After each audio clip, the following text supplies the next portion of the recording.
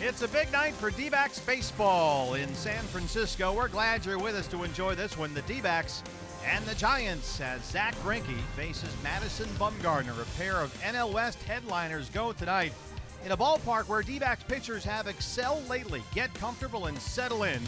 We're set for D-backs baseball on Fox Sports Arizona. And good evening from AT&T Park. Welcome to the broadcast. Steve Berthiaume and Bob Brenly along the way. We are excited to bring this one to you. It's Zack Greinke for the D-backs and Madison Bumgarner for the Giants. This is the reason the Diamondbacks went out and got Zack Greinke to try and match up. Tonight we'll see if they can measure up. Bob, how are games like this different? Well, first of all, marquee matchups don't always play out the way you expect, but if these two guys throw anything near what they're capable of doing, this figures to be a really tight every runner is going to be important tonight. Every defensive play is going to be important tonight. A lot of similarities between these two guys. Both very accomplished pitchers. They both struggled a little bit their first couple times out. Madison Bumgarner giving up some home runs this year, but we know what they're capable of doing. Hey, you saw the numbers a moment ago on Zack Greinke. He has somehow never lost to the Giants. 7-0 in 10 starts all time against San Francisco. Don't forget how you did it. Don't stop now. Zack Greinke, you look back at his starts. He had one bad inning in his first start. He got ambushed by the Cubs in his second start, gave up 3 in the first. But since then, he's been really good. His command has come back, and hopefully it'll be there for him tonight. And the Diamondbacks faced Madison Bumgarner 3 times last year in this ballpark and somehow won all 3 games. Somehow. Well, you got to worry about Mad Bum's bat. That's the biggest concern. No, but he's been let down by his defense quite often in the early going this year.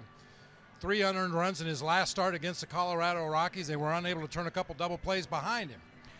Diamondbacks have won 10 of their last 12 in this ballpark. This is going to be fun tonight. Zack Greinke and Madison Bumgarner, the Diamondbacks and the Giants coming up. Arizona Diamondbacks baseball on Fox Sports Arizona is brought to you by CenturyLink. Switch to CenturyLink Prism TV for an advanced TV experience. Learn more at cprismtv.com. By Jack in the Box and the Jumbo Jack, a home run for your mouth. By T-Mobile, get major league coverage. T-Mobile has doubled its 4G LTE in the last year. And by your Valley Honda dealers, where you get more standard features for less money.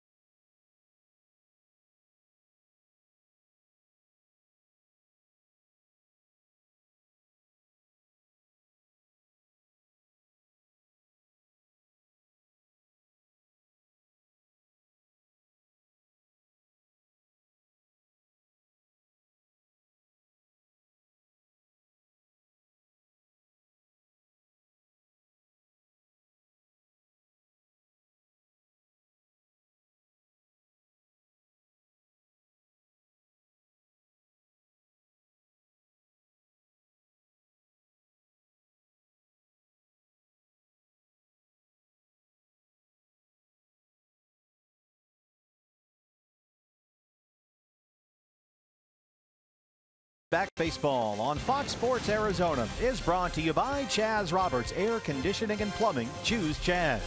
By Lone Butte Casino. You're in for more winning moments at Lone Butte Casino. By Mercedes-Benz, the best or nothing. And by Cox Gigablast. How will you live the gig life? Statue of the great Juan Marichal right outside the 3rd Street Bridge here. AT&T Park, San Francisco, apropos with the pitching matchup we have tonight. Greinke and Bumgarner when we come back.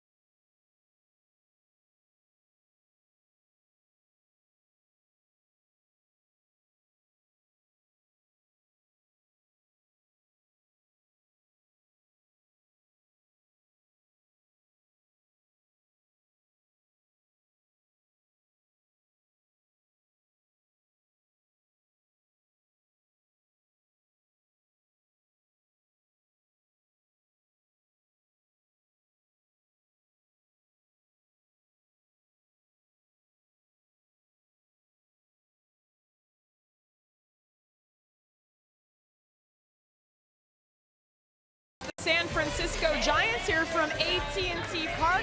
Jody Jackson with you, and why not? The Diamondbacks have really played well in this park going back to last year. They showed it over the last 2 games, grinding out an extra inning win and then getting it done last night, 3-0. Impressive pitching performance. And here's a look at the numbers. Last 2 seasons, this is going back, last 12 games, 10-2. The batting average 278, 29 extra base hits. You see the run differential, but what's really been impressive, the 6 shutouts. Now we all know this is a pitcher's park, but I had to ask former pitcher and general manager of the Arizona Diamondbacks, Dave Stewart, why he thinks his club has played so well here. Well, this is a Bruce Bochy managed team, and that in itself, I think the guys get up and they understand that it's going to be a battle. They're a good team. They've got a nice rotation. They've got a real good hitting ball club, but these guys grind. And I think when we come in this ballpark, and it's a great place to pitch, by the way. And so I think that our guys are a little bit more aggressive in this stadium because they've got some room to make mistakes. But even more importantly, I think they realize the level of competition that they're playing against, which raises their level of competition. And you know, as a pitcher, there were some hitters that I just had their numbers. And I think that, you know, it works the same as teams that you play against. I think there's some teams where you just play well against them. Well, it's interesting, Stu's comment about not making mistakes. The D-backs have limited the long ball against the Giants. That has been a key. It's electric in here most of the time. Tonight will be no exception. Zack Greinke and Madison Bumgarner, your matchup.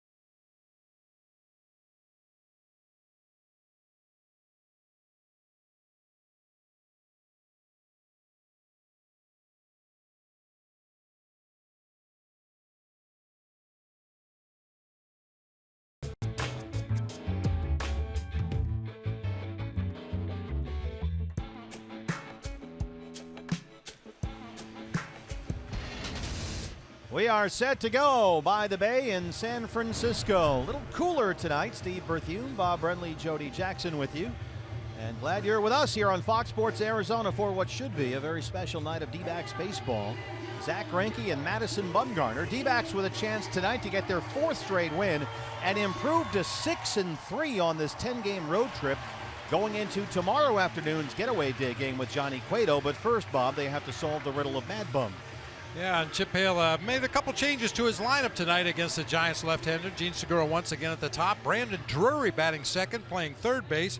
Paul Goldschmidt at first. Yasmani Tomas cleaning up out in left field. Wellington Castillo doing the catching. David Peralta, the lone left-handed bat in the lineup tonight, will be out in right field. Nick Ahmed at shortstop. Chris Owings in center, and Zach Greinke on the mound.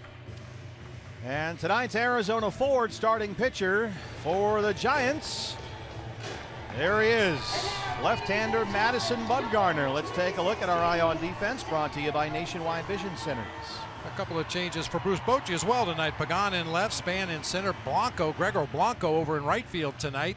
Matt Duffy at third, Brandon Crawford at short, Joe Panik at second, Brandon Belt at first base. Buster Posey slides back behind the plate tonight for the left-hander Madison Bumgarner. What makes Madison Bumgarner so difficult to deal with? Personally, it starts with his competitiveness. This is a guy that doesn't like to lose at checkers, and he was going to go out there and he's going to battle tooth and nail until Bruce Bochy comes to take him out of the game or the game is over. But for me, it's all about deception. He's got a little bit of crossfire in his delivery. He steps ever so slightly toward the first base side, really hides the ball extremely well, and much like Zach Greinke, his command is usually impeccable. Well, Bumgarner averaging 7.5 strikeouts per 9 innings against the Diamondbacks, his second fewest versus any National League opponent, so the D-backs do grind against him as well. Is that tied into your Honda key to the game? Absolutely. Our Valley Honda key to the game is trump their ace. Both teams running their ace out there on the mound tonight. And to steal a phrase from playing euchre back in the day, you got to trump their ace. You don't know euchre. That's a Midwestern thing. I know that he's a baseball announcer. No. Different euchre. Oh, Card game. Trump the ace. Well, I like what you've done there. We are set to go. Diamondbacks trying to make it 3 of 3 in this series before we get away tomorrow afternoon. And Gene Segura will lead it off. Bill Miller, the crew chief, is our plate umpire tonight. And if history holds true, I would anticipate a big strike zone tonight. Bill Miller likes to call those strikes, huh? Well, he's the one that almost threw me out in Seattle before we even exchanged lineup cards. He said he got a memo from the office, said to search for strikes. Well, that wasn't really what I wanted to hear from him. You're not supposed to have to look that hard. Search for strikes. Aren't they right there? Well, we'll see a few tonight, I'm sure. Here we go. Greinke and Bumgarner. Gene Segura leads it off. There's one right there. Segura tied for the major league lead in hits with Carlos Gonzalez and Manny Machado. 339. He's got 3 home runs.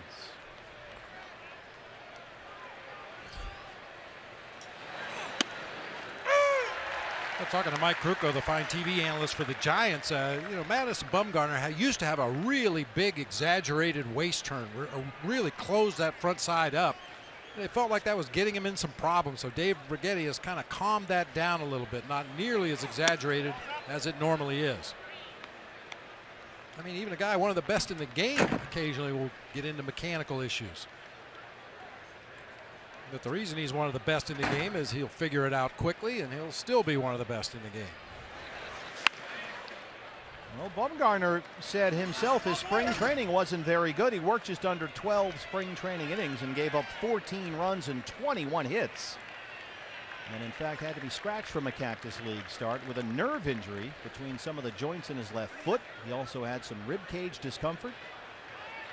It has not exactly been smooth sailing in 2016 for Matt Bell, but he rings up Segura, one away.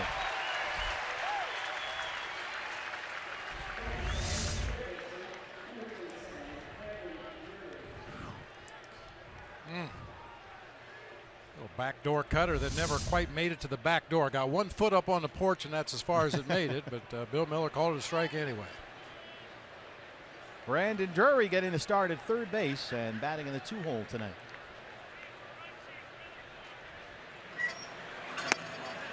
This could be a really rough night for the hitters. I mean, obviously you got two of the best pitchers in the game on the mound. That's where it starts. You got a guy behind the plate that's probably going to call a lot of borderline pitches the pitcher's way. It's going to make it really tough on the hitters. And because of the status of these two starting pitchers tonight, you might expect both managers to maybe play a little small ball. You know, every base runner is going to be vitally important in this game.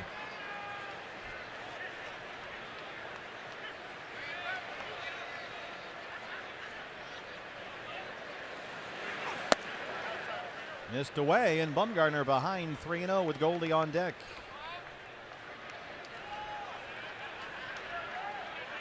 Brandon Drury hitting .219. He's got a home run on the year.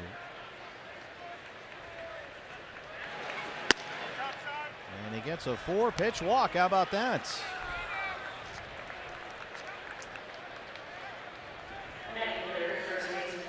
Seemed like he was nibbling a bit there with Brandon Drury. With a base runner now with 1 out for Goldie. Nibbling is a term you don't hear used very often when you refer to Madison Bumgarner. Yeah, it's not locating. Yeah, he's normally very aggressive. He's going to pound that strike zone. Goldie .216. He's homered 3 times. What are you seeing from Goldie on this road trip? Just some indecision, and that's usually a sign that Goldie's in some kind of a funk. Check swings. When you see Goldie checking his swing a lot, he swung at a ball 4. Was that yesterday or the day before? You never see him swing at ball 4. So I'm not sure what's going on, but I think it's probably more between his ears than anything else.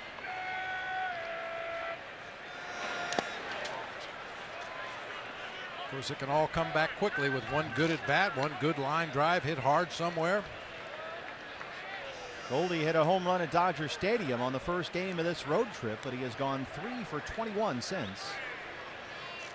And his only RBI in the last 6 games came on a sacrifice fly last night.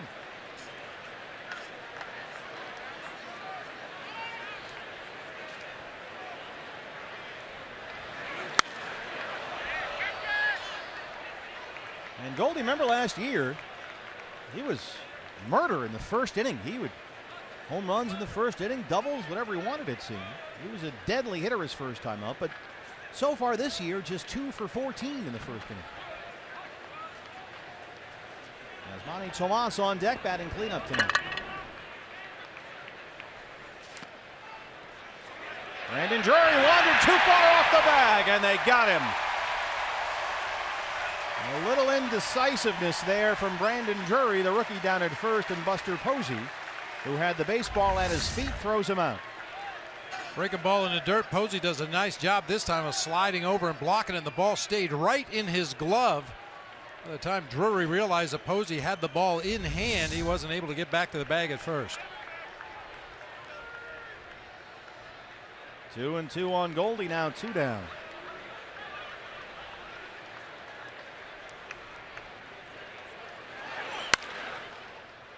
And that's rolled to Joe Panik at second base. And that takes care of the Diamondbacks in the first. Zack Greinke coming up.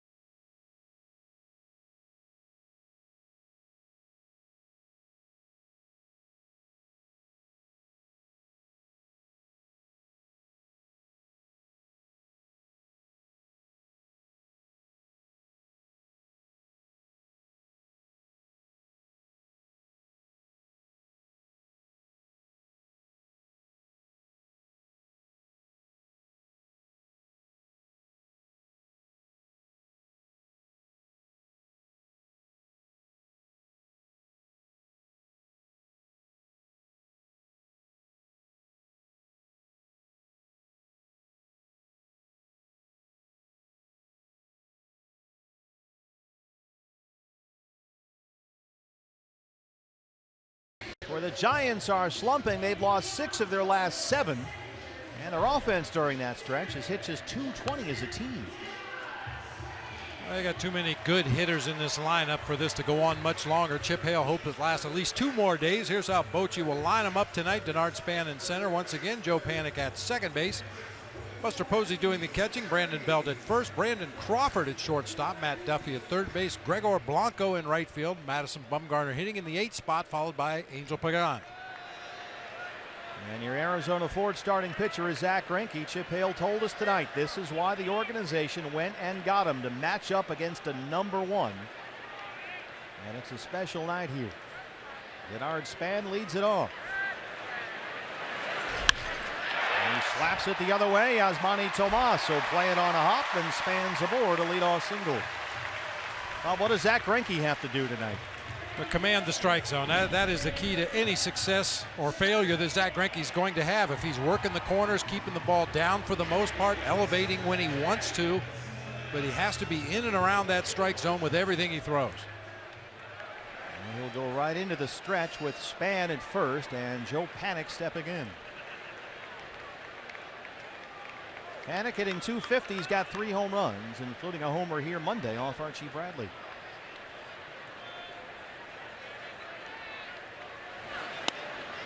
There's a strike, 0-1. Panik 1 for 4. He singled last night. He's hit safely in 5 straight.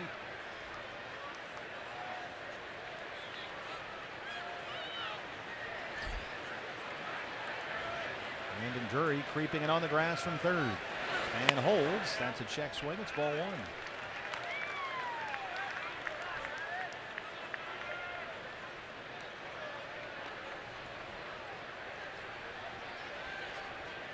This guy, very good contact hitter last year. He walked almost as much as he struck out. And he's following a similar pattern to begin this year.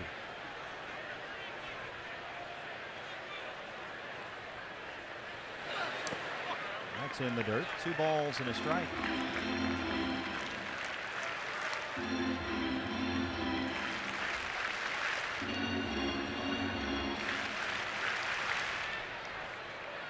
Heavy lies the giant head that wears the crown. Oh, man, that's how you lose your hair, Boch.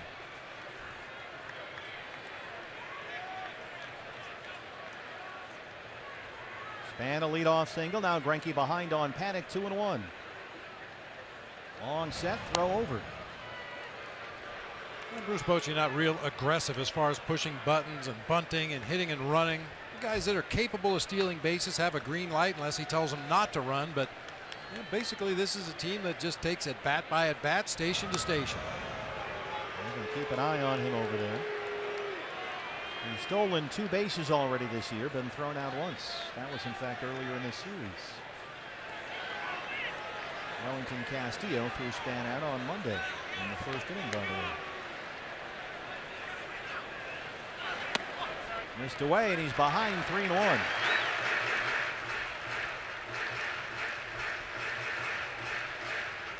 Well, Chip Hale told us before the game tonight, games against the Giants are the toughest at bats in the league for his Diamondbacks. They are a team of hitters that you have to get out. They don't get themselves out. You have to earn all 27 outs against these guys. They walked him. First 2 have reached against Greinke. Our Eye on Defense brought to you by Nationwide Vision Centers.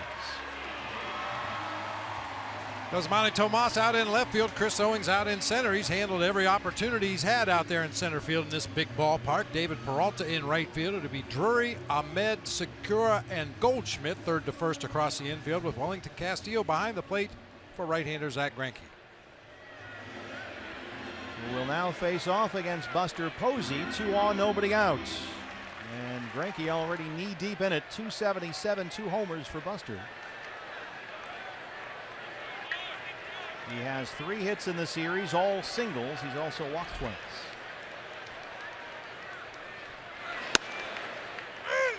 What exactly are the similarities here, Bob? Buster Posey and Paul Goldschmidt. Well, they both hit out of an exaggerated crouch for a big guy. You don't see a lot of 6'2", 6'3", 6'4" guys drop down and have that much flex in their knees. both slightly open and both pointing that bat down behind their back. I mean, we had a split screen last year, and if you catch it at just the right time, they're almost identical in their setup. I think Buster's swing is a little bit longer, a little bit loopier, which lends him to getting base hits on pitches out of the strike zone a little more often. Goldie's a little shorter and quicker to the ball. In the Giant dugout, it stays 0-2. Well,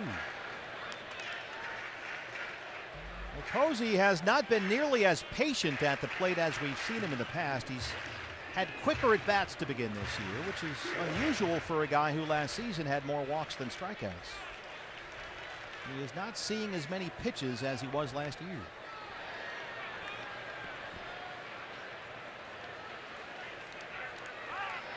Running on at second, but Span is back in time.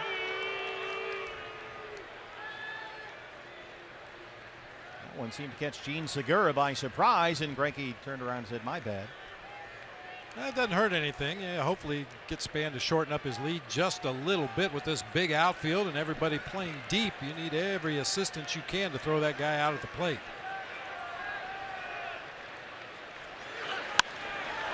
This is lifted in the air to right field. David Peralta looking up into that light sky. Span will hold at second. And that's the first out here in the home half of the first. Pretty good pitch to hit right there inside part of the plate, about mid-thigh. Just carved it out there to right field for an easy fly ball out. Now you're looking for the ground ball. And Brandon Belt steps in, celebrating a birthday. He's 28 years old today. Batting .302 with 3 homers.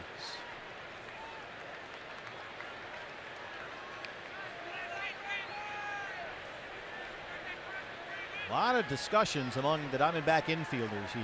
Brandon Drury, the rookie, at third. Greinke went over and had a chat with him. Now Nick Ahmed signaling with Wellington Castillo behind the plate. A lot of communication out there. Well, there's a lot going on. In the case of a double steal, Wellington Castillo had to let the infielders where he was going to throw the ball. Nick Ahmed and Gene Segura and Brandon Drury, for that matter, talking about, I'm not so sure Gene Segura could get to the base from where he's positioned if there is a ground ball hit to the left side. So Gene Segura is telling him, hey, if you get a ground ball, go to first. Not going to be able to get to that bag in time. Well off that bag with a left-hand hitter Belt in there. Goldie playing behind the runner, Panic at first. 0-1 on Belt.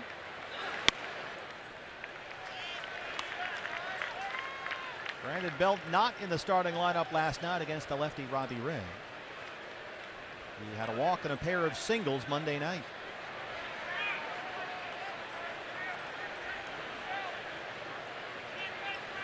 Bernard Span, the runner at second, Joe Panic at first. That's a foul ball.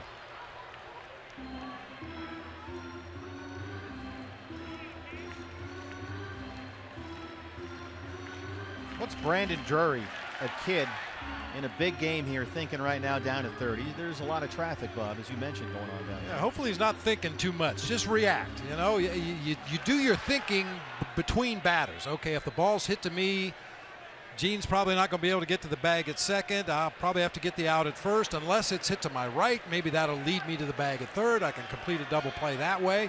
But you do all that between batters, and then once the pitch is thrown, just react. 1-2. Called strike 3. Bill Miller rings him up. He went searching for strikes on that one and found it. 2 down. Now Brandon Belt does not want to swing at that pitch. Number one, it's out of the strike zone, and number two, if he does hit it, it's probably going to be hit weakly to the left side of the infield, and that's not Brandon Belt's game. First strikeout for Greinke. Boy, if these two guys get their release points locked in and start to throw the ball where they want, it could be a long night for the hitters. Brandon Crawford.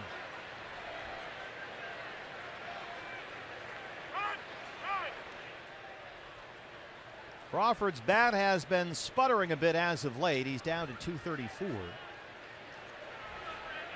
And begins tonight just 3 for his last 21 at the plate.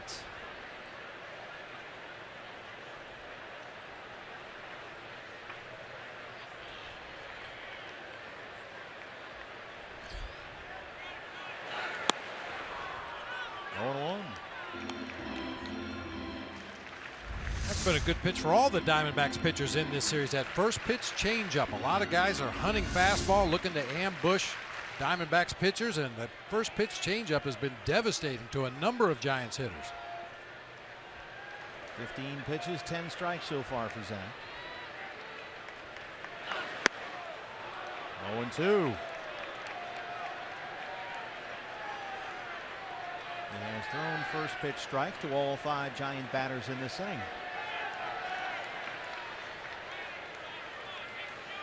Crawford doubled Monday night, his only hit of this series. He has struck out 4 times, and he's down 0-2.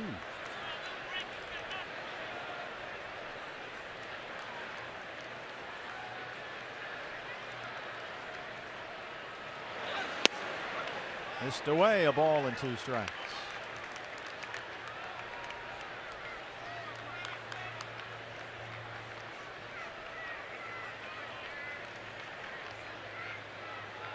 Giants have scored just 4 first-inning runs all season.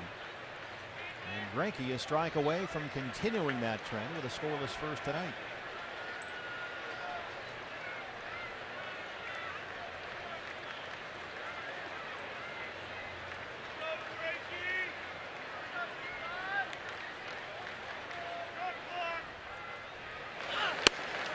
Got him, locked him up. 2 strikeouts in the inning for Zack Greinke, who strands 2. We are scoreless through 1 in San Francisco.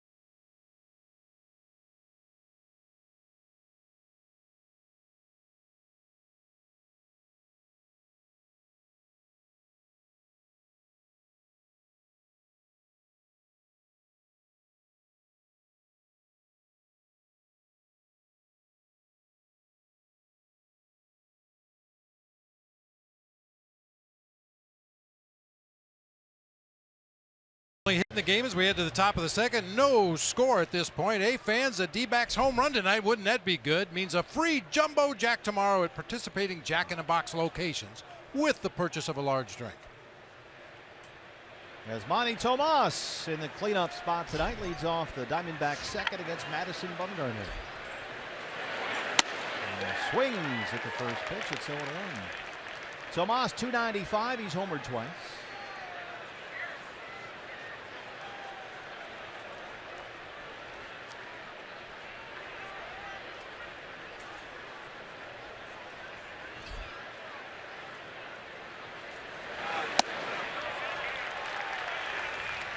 He may have elevated his own strike zone here so far to start to get back.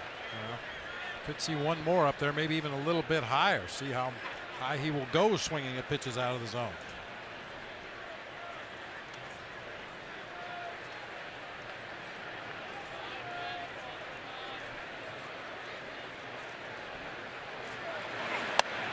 Lays off that one, 1-2.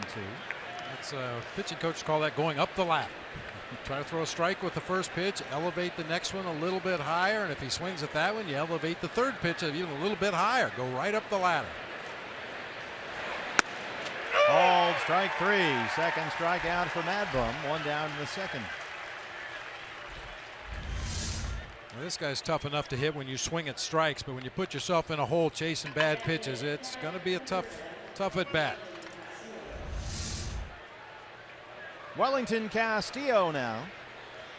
Well, he 0 for 3 with a walk last night. He homered here Monday. And he's at 209 on the year. Both home runs coming on this road trip.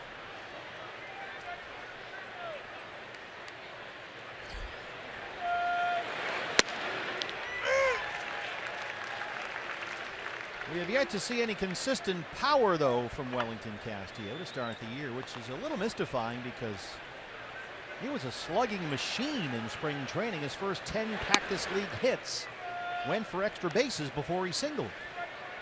And it's sort of been the reverse here once the season began. Yeah, I think once the season began, he was trying to hit for power. We talked about it at the time, a lot of big, wild uppercut swings. There's a bouncer in the hole. Duffy will take it at third in front of Crawford, and he throws him out.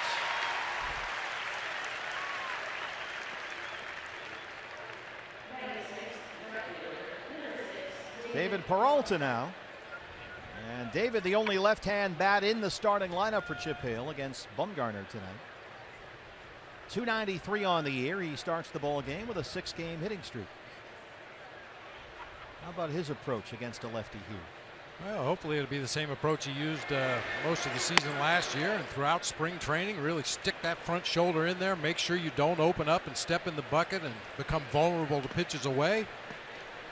David's done a nice job against lefties, just staying right in there. Fights that one off. Third base side for Duffy. And he's got it in foul ground. A 1-2-3 inning for Bumgarner, who's retired 4 straight. No score at AT&T Park.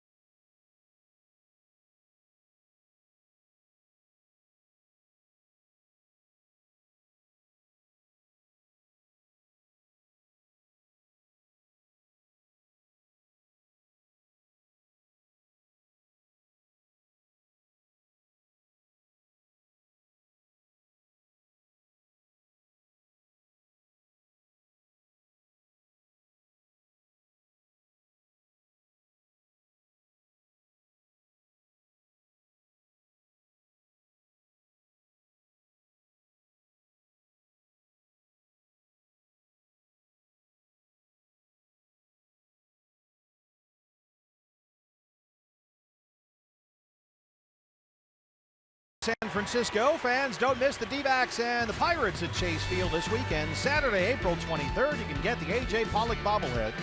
It's courtesy of Arizona Sports 98.7 FMs.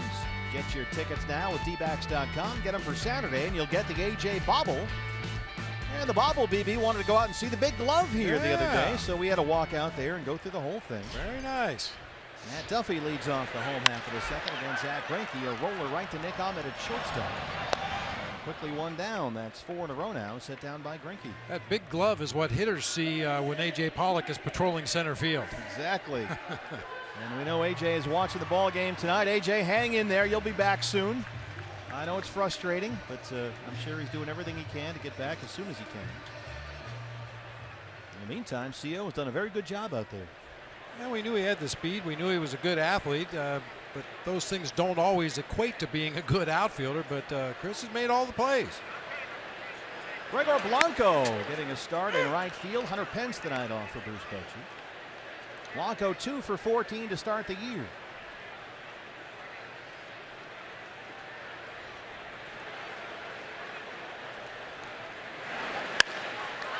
Slaps that one toward the left field corner near the bullpen, and it's fouled.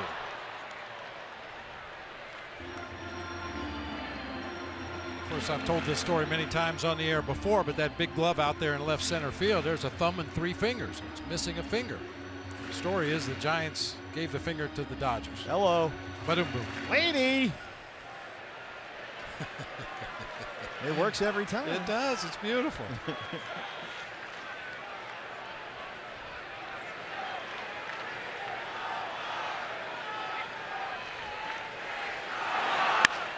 Oh, he slapped it in there. A base hit in front of Tomas. Blanco aboard, a 1-out single.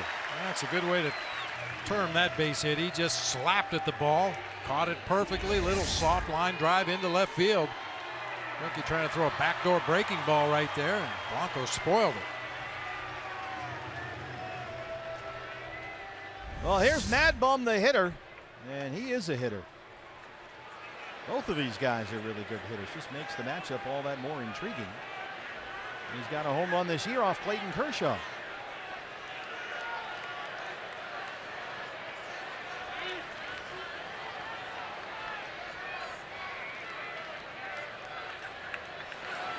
Where's the bunt? Fouls it off. This was Mad Bum earlier this year, right here in this ballpark. Takes Kershaw deep.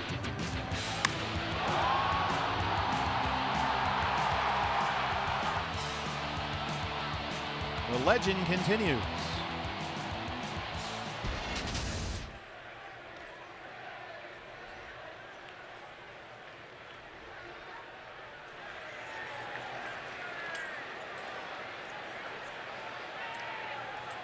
Did you hear or read the story about Mad Bum's shoes? No. His foot hurt. He mentioned that in spring training, so he goes to a shoe store and wants some shoes. He goes, I need those in a size 13. And the sales guy goes, well, you're not a 13. Let me measure you. He's a size 15. He'd been wearing size 13 shoes. No wonder his feet hurt. Yeah. But it got worse, actually.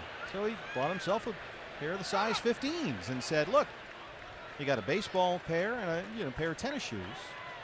Wore them for about a week and said, look, if these are what size 15 shoes are like, I can't wear them. And he went back to his size 13 shoes. How about a size 14? It's a thing. I don't know. So he's wearing shoes that are 2 sizes too small. But it's worked so far.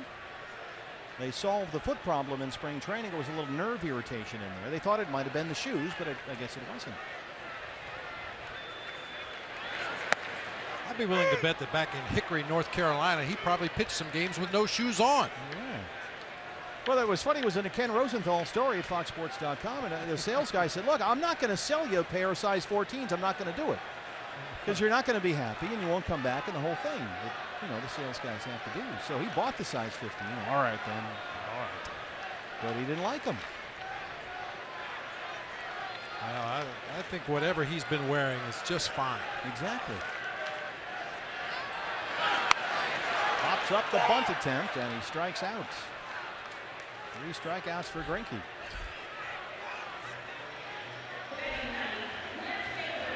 Well, if the shoe fits, or if it doesn't fit, wear it.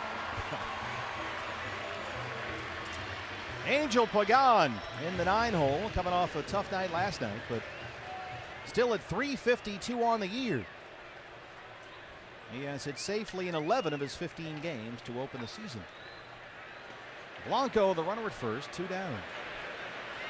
Greinke has been in the stretch almost the entire night.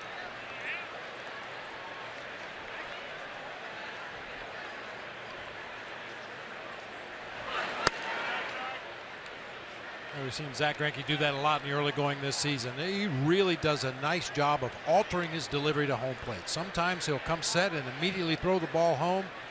Other times he'll stop and count 1001, 1002 and then deliver the ball. Other times he'll just stand there and hold it. Wait to see if somebody's going to call timeout, and if they don't, he goes ahead and delivers the ball.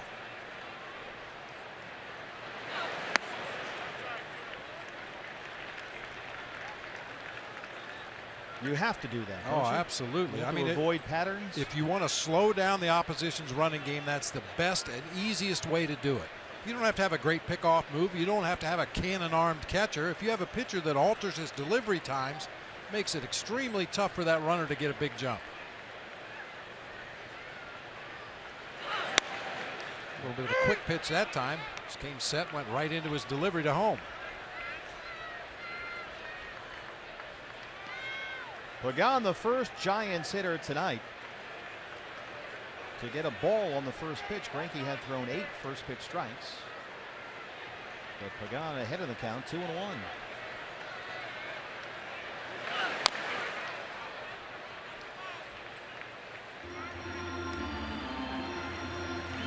First 2 games of this series, quite a contrast for Angel Pagan. Monday, he had 3 hits. Double, drove in a couple of runs. And then last night, 0 for 4, he punched out 3 times. So feast or famine.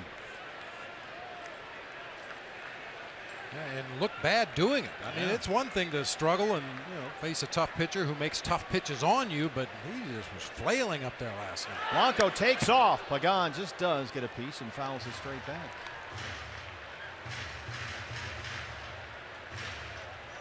Giants had something cooking there.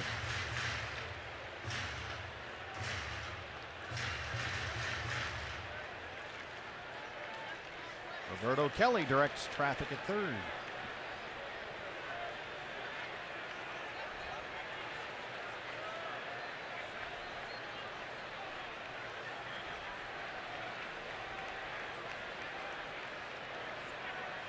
Blanco holds this time, and Pagan hits it right to Goldie, who steps on the bag, and that ends the inning. We'll head to the third in San Francisco on a cool night. D-backs and Giants scoreless.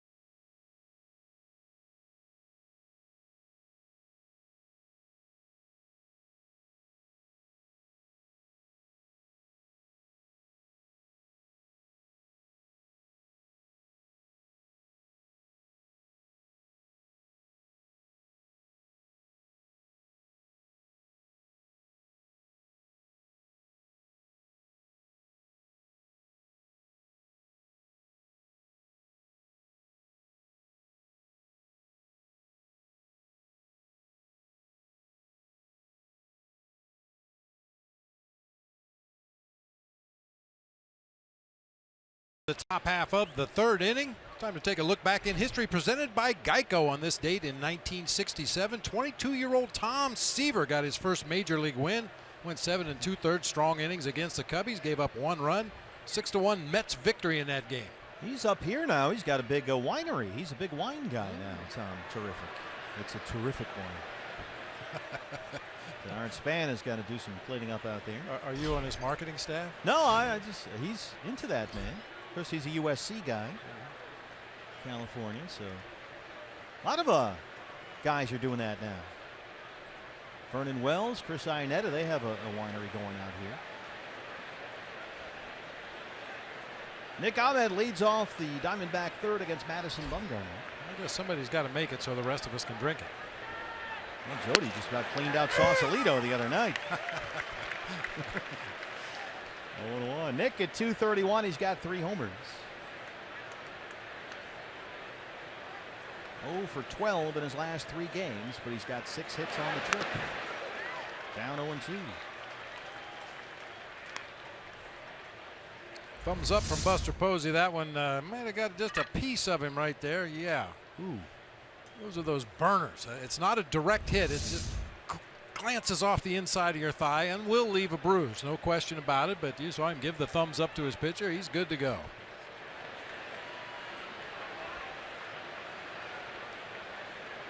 Ball up. Nick went up there and got it, but hit it right at Panik. 5 in a row set down by Bumgarner.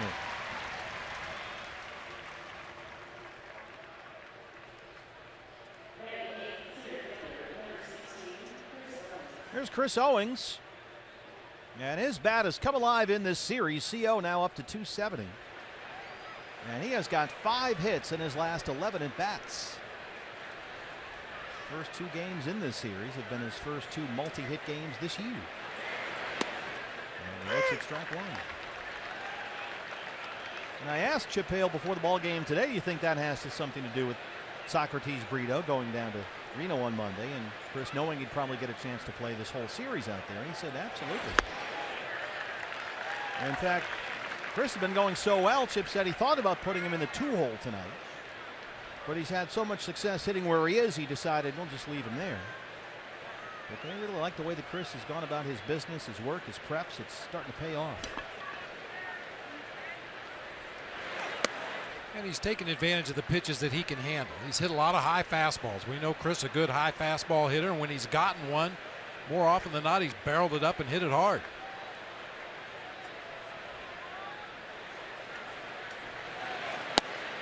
Called strike 3.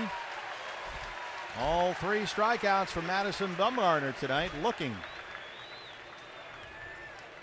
And he's been ahead 0-2, it seems like, half the night so far. Might have caught the corner there. Certainly a pitcher's pitch. And here's the pitcher, Zach Greinke.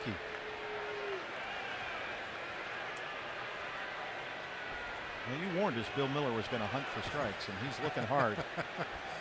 I think the statute of limitations should have expired on that. That was, geez, 15 years ago. Guy holds a grudge.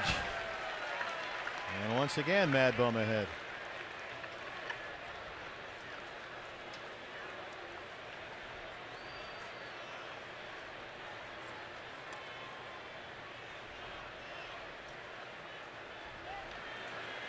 Seven of 9 first pitch strikes for Bumgarner.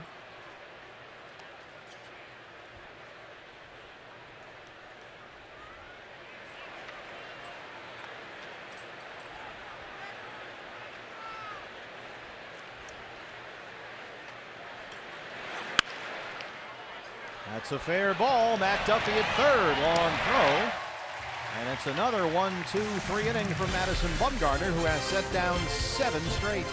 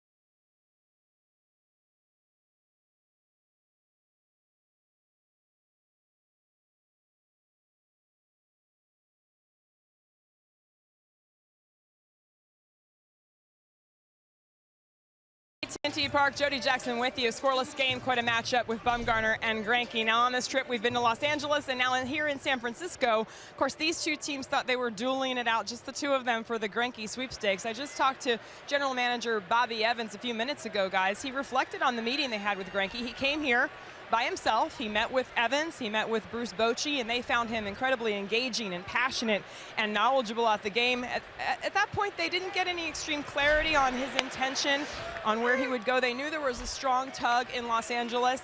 And, you know, at the time, after the point where the Diamondbacks were the ones signing Greinke to the 6-year deal, he was asked, "Are you glad he's not a Dodger?" He said, you know, they said, "Is that a victory?" And he said, "No, a victory would be the American League or him pitching in Japan."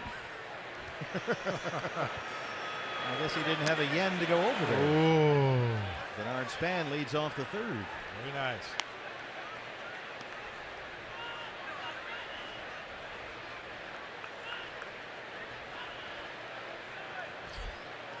Span singled to lead off the ball game for the Giants, who have both of the hits here. Singles by Span and Blanco. Zach ahead 0-2.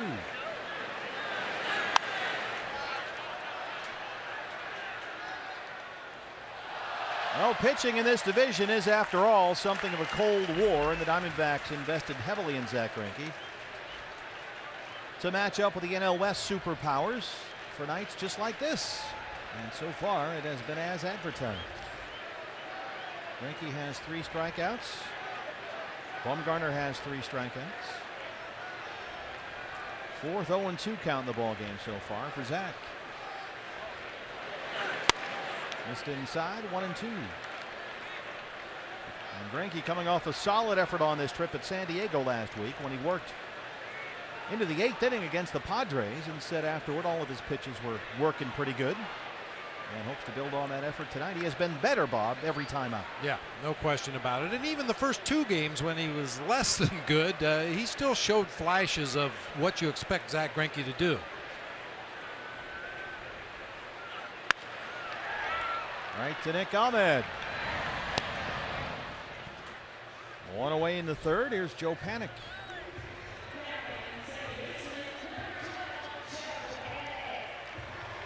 Panik walked his first time up.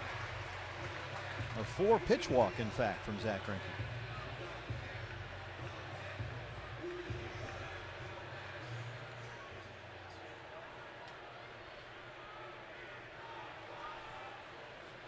Well, he certainly knows this lineup. He's seen plenty of San Francisco, having spent the last 3 years in LA, so no surprises here. In fact, he has never lost to the Giants, Zach Greinke. 7-0 in his career against these guys, a 2.19 ERA. And in 10 starts versus the Giants, Greinke's team has won 9 times. So it's hard to ask for much more than that.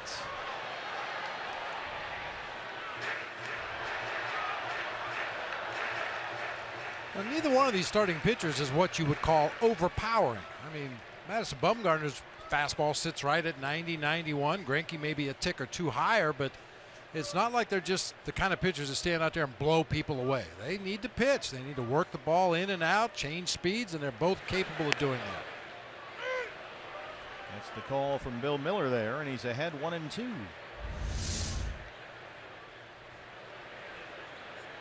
Curveball. Big curveball. Starts it off the plate. Maybe gets it back to the outside corner. Maybe's been good enough so far tonight. For both guys. 2-2 now.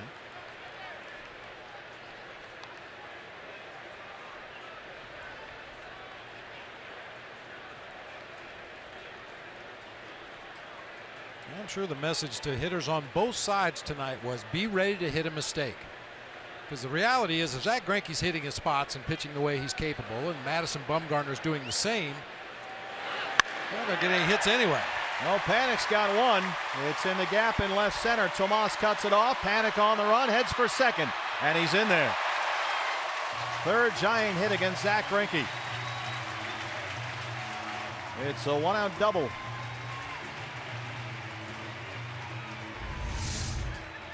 Long run for Yasmani just to get to that ball. Maybe caught just a little bit more plate than Zach would have liked that time, and Panik gets the barrel on it, shoots it out toward that gap. It takes an extra step or two to stop your momentum toward the gap in left center and wheel around and throw that ball back to the infield, and many times it'll be offline like that last throw. Well, Greinke stranded 2 in the first. He worked around a 1-out single in the second. Now here in the third, he's got Panik at second base with 1 out for Buster Posey. And it's 0-1. Posey flying out his first time up.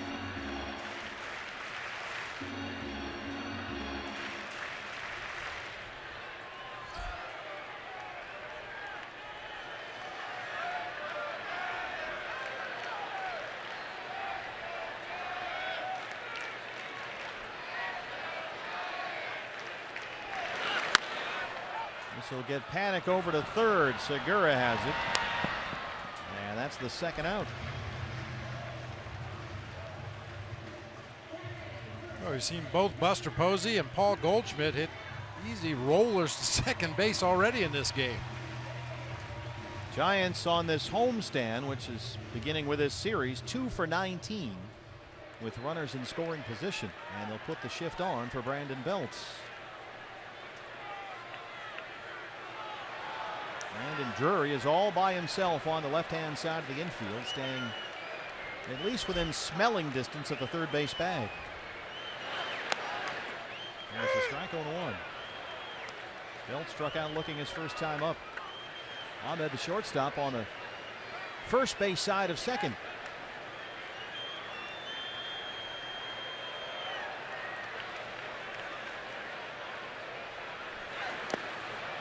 Oh, and 2.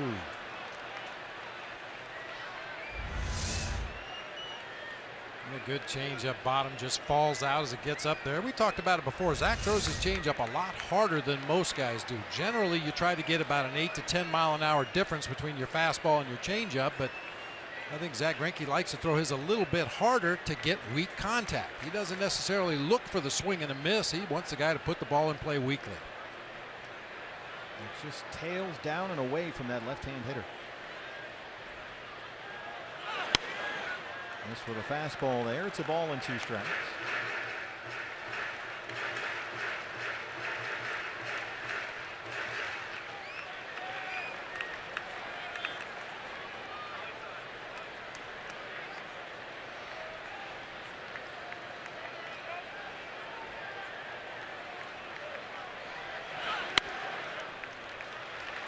Comes back with another fastball, and it's 2-2.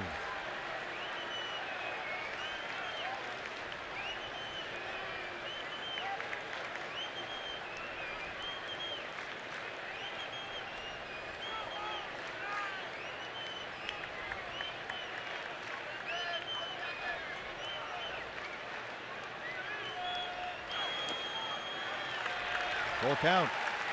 Brandon Crawford on deck. He would be next.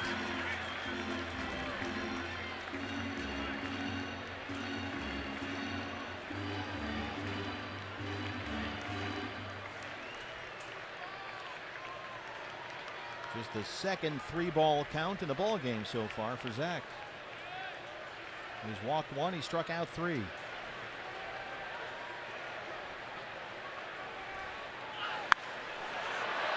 Along the left field line, drifting in the seats and out of play.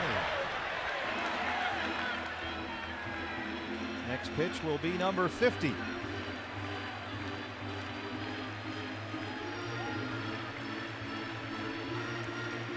Chip Hale told us before the ball game today, everybody in the bullpen can pitch. There are guys, and he wouldn't say who, that he'd like to stay away from if he can, but the bullpen tonight in pretty good shape.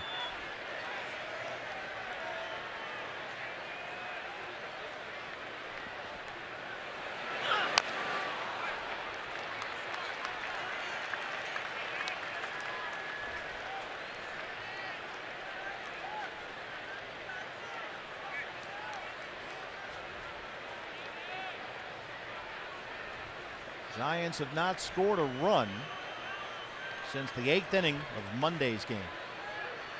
It's been 14+ scoreless innings for Bruce Bochy's offense. Panik is at third, 2 outs, 3-2 on Brandon Belt. Got him. Once again, Zack Greinke leaves a Giant on base. He's got 4 strikeouts, and we are scoreless through 3 in San Francisco.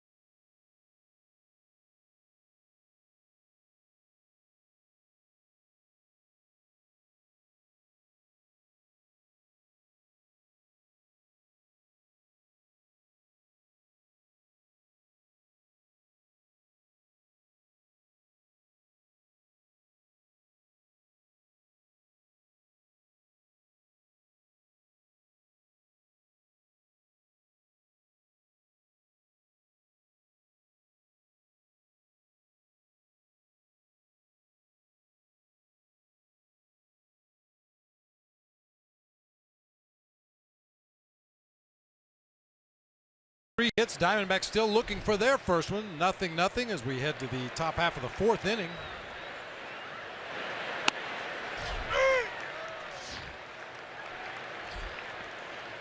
Gene Segura struck out looking his first time up. He'll lead off the D-back 4th against Bumgarner, who has retired 7 straight. A roller right to Crawford. Make it 8 in a row. 1 down. Hey fans, anytime the D-backs score 5 runs or more, Taco Bell is giving away 3 free tacos with the purchase of a large drink between 4 and 6 the following day at participating locations. You're going the wrong way. How do they know which way we're going? It's Jimmy Pearsall's grandson. Once again, Fear strikes out. Brandon Drury has been the only Diamondback base runner tonight, and he was picked off. A 1-out walk in the first, and then Bumgarner, I should say Buster Posey, picked him off first. And Bumgarner has not allowed a base runner since. 8 straight set down.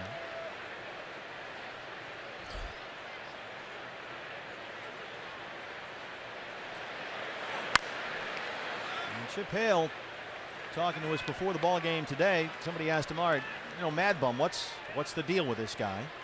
Because as Chip said, the Diamondbacks had a good look at Bumgarner last year, and he said the first thing that comes up in any meeting when you're facing Mad Bum, okay, what's the plan here?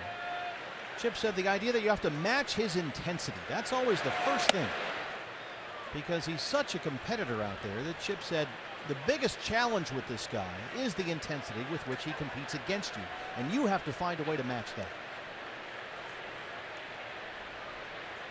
And he has been up to the task so far. And strikes out Drury. 4 strikeouts for Bumgarner. Boy, D-backs hitters have to find a way to lay off that pitch. We talk about it all the time. That high fastball is so tantalizing. It looks big as a beach ball, but even at 90-91, so hard to catch up to that pitch. Here's Goldie.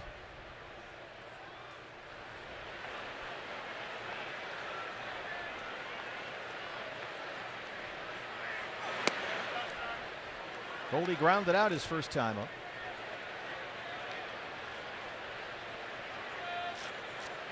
Last year versus Mad Bum, Paul Goldschmidt 7 for 13 with a home run. And that homer came right here at AT&T Park last April. It was April 16th. Diamondbacks came in here for a 4-game set and went 3-1. Wow. I guess technically it does catch a bit of the top of the strike zone there, but that's a pitch that's rarely called a strike. 1-2. Bill Miller back there, the crew chief. Well, he has been consistent. I know that really doesn't do much for you. No, not at all. That's all I got. Yeah, my standard argument on that consistency thing, well, at least he's consistent. Well, if a guy throws a ball halfway up the backstop and you call it a strike every time, is that good? No, but it is consistent. The human element. Where would we be without it? 3-2. Tomas in the cleanup spot tonight on deck.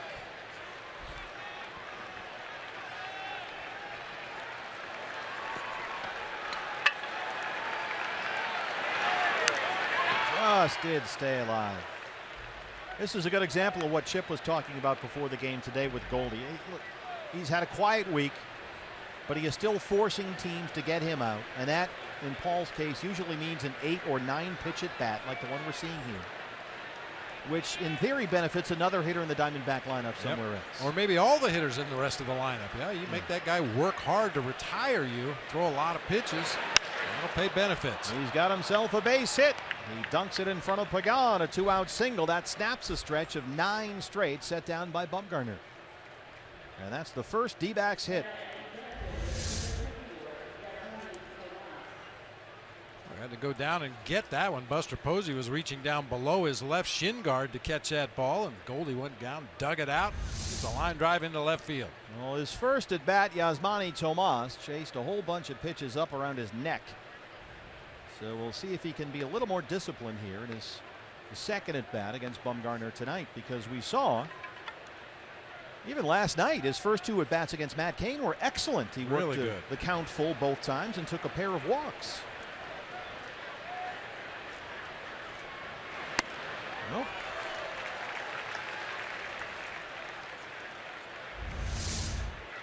Go right back to it. That's one thing about Major League Baseball. If you have a weakness and you show a weakness early in the game, they're going to continue to go right at it until you close that hole.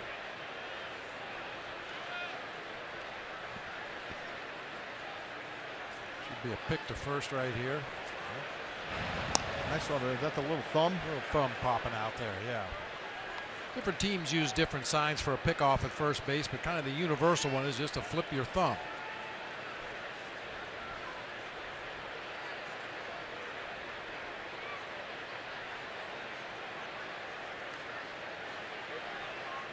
Pitcher's ready to give a sign.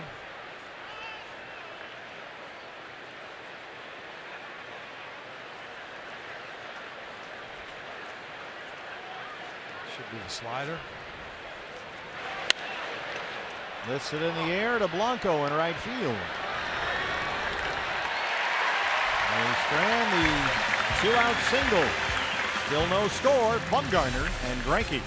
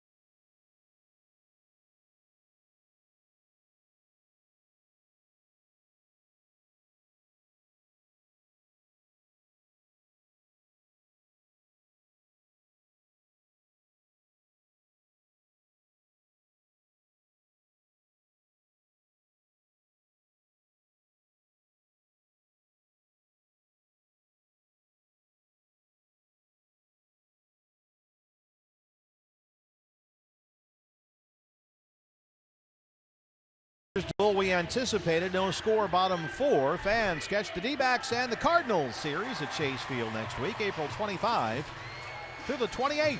You can get a lower level ticket, a Subway sandwich, and a Pepsi for only $25. For tickets, visit dbacks.com. And while you're at it, stay connected with MLB.com at Bat App. It's the #1 app for live baseball. That's a kind of a twofer there. Brandon Crawford leads off the 4th. He said 305. There's the strike. Crawford has struck out at least twice in every game in this series, and he's in the hole here 0-1. He struck out his first at bat tonight against Zack Greinke to end the first.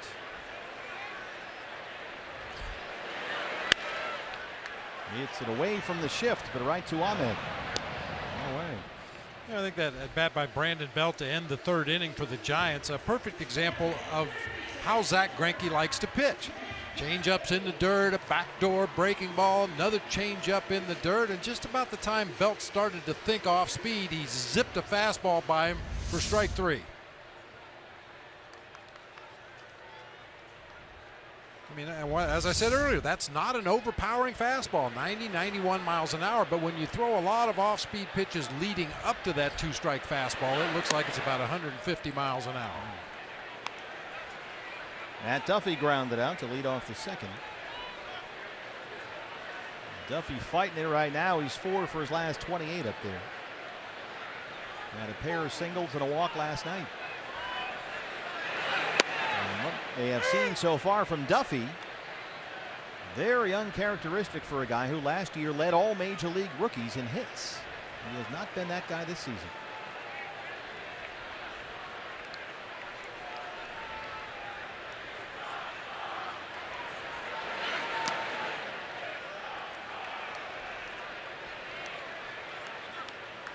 I'm sure some people will say, oh, it's a sophomore slump, but there's a guy that got 573 at bats last year. If he had a weakness in his swing, they would have figured it out last year. Yeah, 77 RBIs last year, the most by a Giants rookie since Dave Kingman in 1972. It was that good a year for Duffy. Takes a hack at that one, and it's 2-2. Well, he says the problem is he's just not putting an aggressive swing on the ball. He's a little half-hearted, a little hesitant. He's hit into some double plays, which was an issue for him last year as well. Just hasn't been able to get going.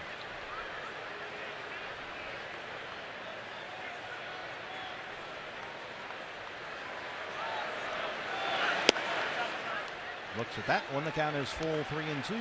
Greinke has walked 1 and struck out 4. He's given up 3 hits.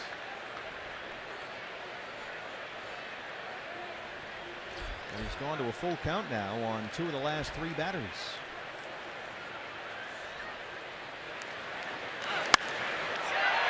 Headed for the right field corner. Peralta will play it off the wall. And Matt Duffy is in there, a 1-out double. Second Giants double tonight against Zack Greinke.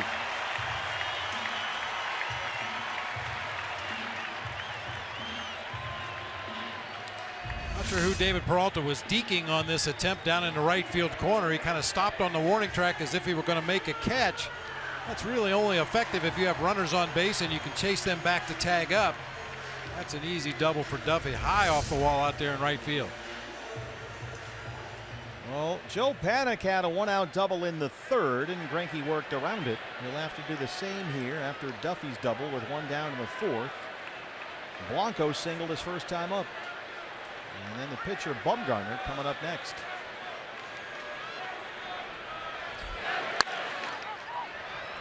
Well, bouncer to Segura, got to hurry. Duffy in at 3rd, 2 down.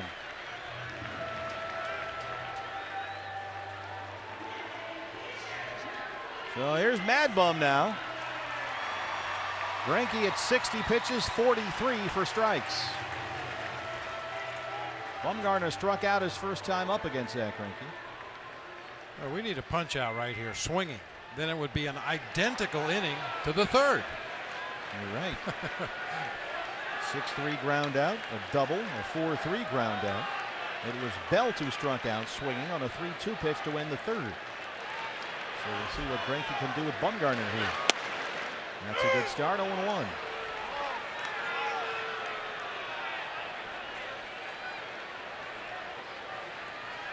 Giants' last RBI, a Pagan single in the 5th inning Monday night.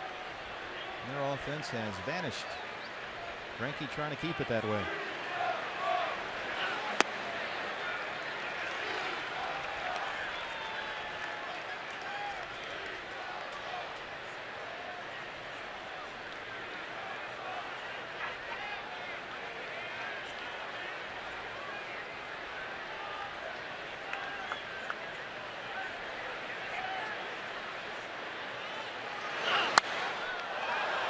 One and two.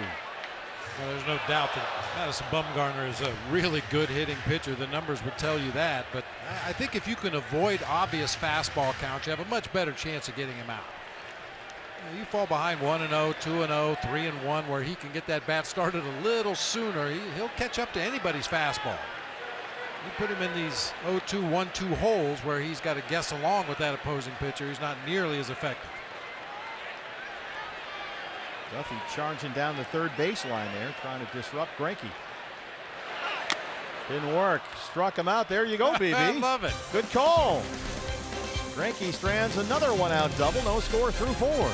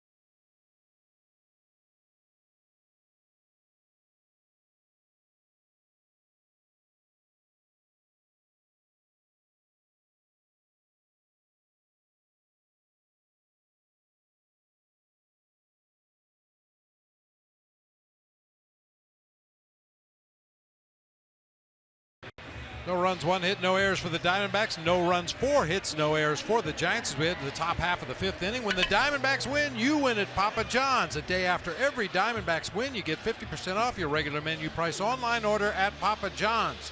Enter promo code DBACS50 at papajohns.com. Now, I know what you're saying to yourself. Well, the Diamondbacks won last night. Yeah, what's the deal with that? Yeah, www.click.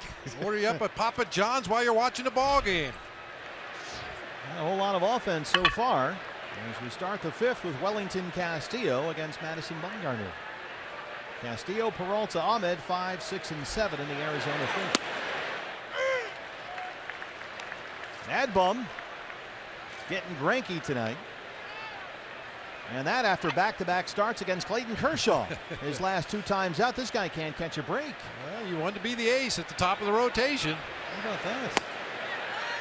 Well, according to the Elias Sports Bureau, which knows everything, Bumgarner is the first pitcher ever to face any combination of Kershaw and Greinke in 3 consecutive starts. We may want to get out of this division. And tonight is actually the 9th time since September of 2014 that he's faced either Kershaw or Greinke. And Elias says no other pitcher has faced any other 2 pitchers 9 times during that same span. So he's really up against it here. In his case, the 2 pitchers just happen to be Kershaw and Greinke. But he is up to the task. His 5th strikeout, 1 down.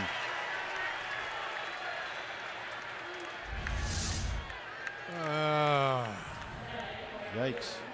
Stop it. What are you saying? Man. We have the technology.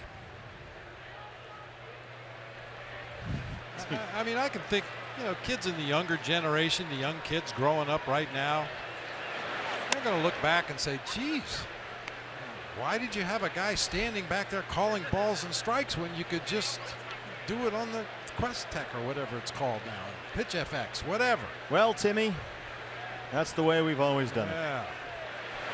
Well, that seems silly, Dad. You mean you could have gotten every ball strike call right, but you chose not to? Well, Timmy, it was different back in those days. How about a Pepsi? I'll explain it to you. Yeah. As soon as someone explains it to me.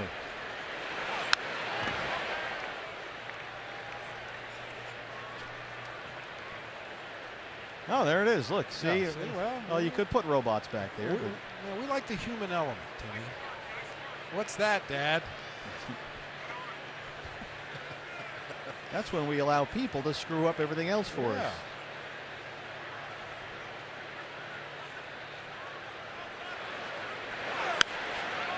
Well, Adam. We're not going in for major surgery. Now, we have this robotic system, and we guarantee we can fix the problem, no worries, or you can have Surgeon A, who has a 74% success rate. Well, let me think a minute.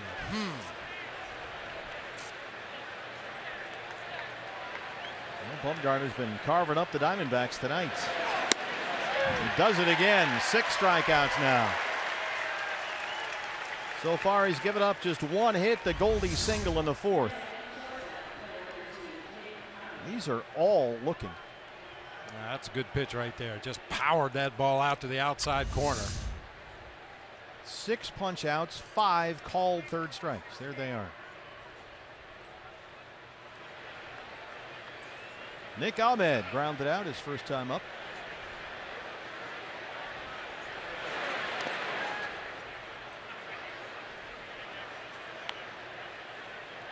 The way this game has gone, it seems like it's going to hinge on some kind of a mistake by either team or either pitcher. Somebody that leaves a breaking ball over the middle of the plate, or the defense doesn't make a play behind one of these guys. You get 2 aces dealing the way these guys are tonight, it usually hinges on a mistake. Just cranks up the pressure in a game like this. It was already pretty high coming in. Right to Duffy at third. Mad Bum is on his game tonight. Bottom 5 on the way, no score.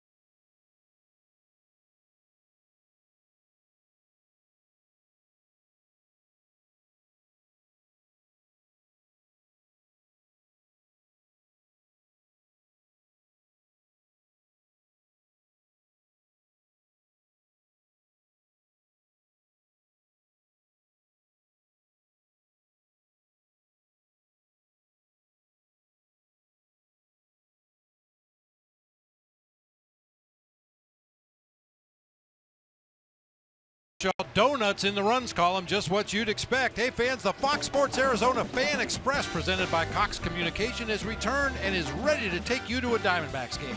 Stop by this month's participating Cox Solution Store in Phoenix on Bell Road to enter for a chance to win 2 seats on the Fan Express bus. You'll receive round-trip transportation to the Diamondbacks game on April 30th. Registration ends April 25th. For more information, visit foxsportsarizona.com. That's my jam. Pagan leads off the fifth. That's a swinging, man. Swinging. You have the whole CD, though, not just that one song. No, that is. I just play it over and over. Can't get enough. That's right. It's like something I imagine Bob Eubanks would listen to. Yeah. Pagan grounded out his first time up. Lifts this in the air. Peralta coming in from right field, and he's got it. One down. Nice jump by David that time, coming straight in. Fans got a little excited. The trajectory of the ball immediately off the bat looked like he hit it much better, but David read it perfectly, came in able to make the play easily. Yeah, and tonight wasn't enough of a pitcher's duel. That wind, which has been blowing out most of the time in this series, seems like it's coming in a bit from right center. Rolling across right to left.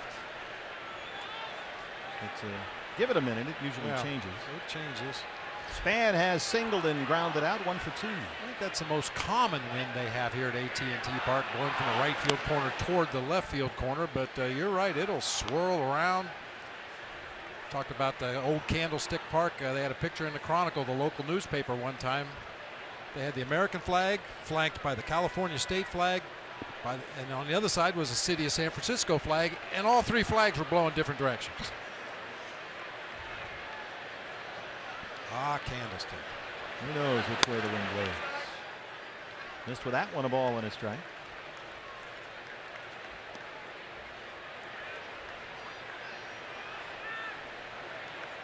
Denard Span here on a 3-year, $31 million deal.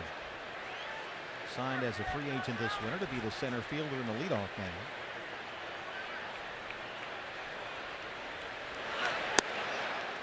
That brings Drury in from third, 2-1. Now that is the original foghorn, right, from the old ballpark. That's about the only thing that survived. And if you had your way, not even that would have made it. Greinke about to throw pitch number 70. So far he has walked 1, struck out 5, and given up 4 hits.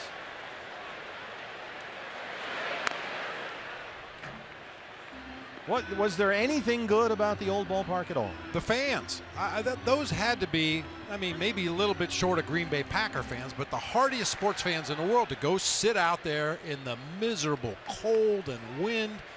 The dirt would blow up in the stands. People sitting down close to field level would go home with dirt in their teeth. But man, they were as loyal and hardy a fan as you will ever see.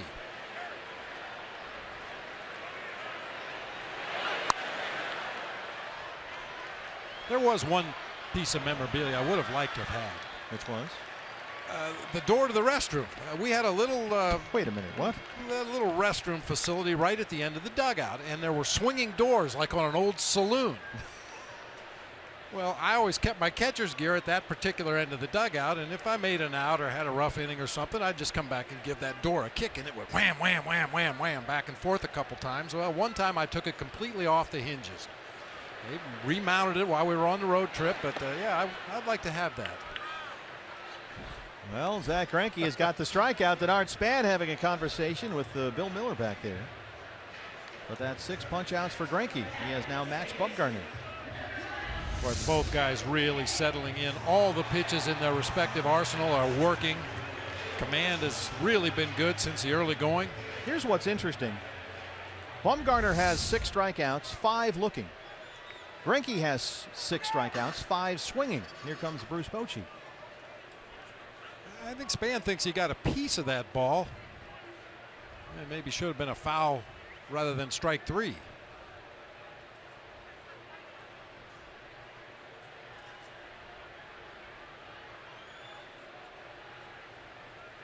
Boy, the way these guys are going, you're going to fight for every foul ball. Oh, I'm telling you.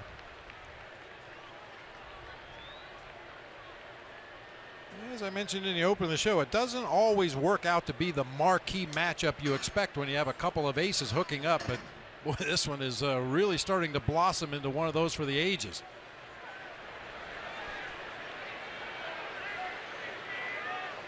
Panik has walked and doubled. Right back to the mound. Greinke's on it, and that's 5 in a row set down by Zach. We are through 5. Greinke and Bumgarner, nothing but goose eggs up there.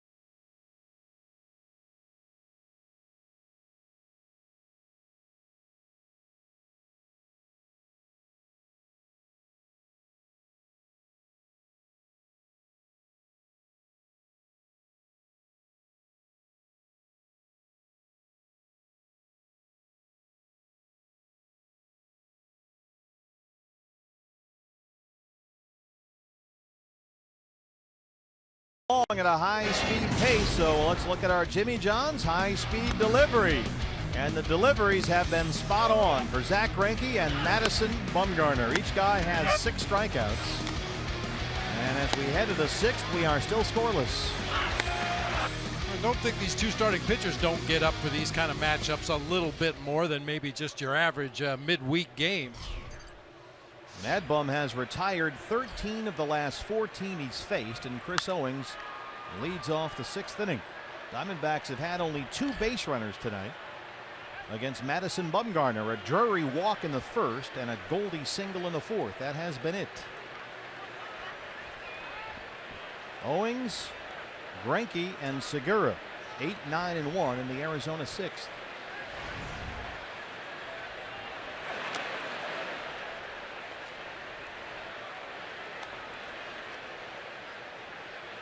Chris Owings, multi-hit games in both of the games in this series so far. Had his first extra base hit this year with a double last night.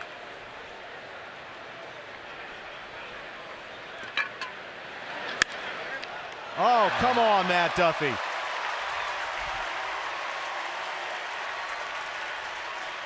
That was smoked. Yeah, it was. That ball was hit so hard it might have gotten down in the left field corner if it gets by Duffy. Right on the button. How come he's not drawn in protecting against a bunt? That's when you need him in there at the edge of the grass and hit it right past him. Still hard to believe that that guy had played almost 0 third base, and about the end of April last year they said, okay, you're the third baseman now. Go get him. And it really worked out well. Greinke grounded out his first time up.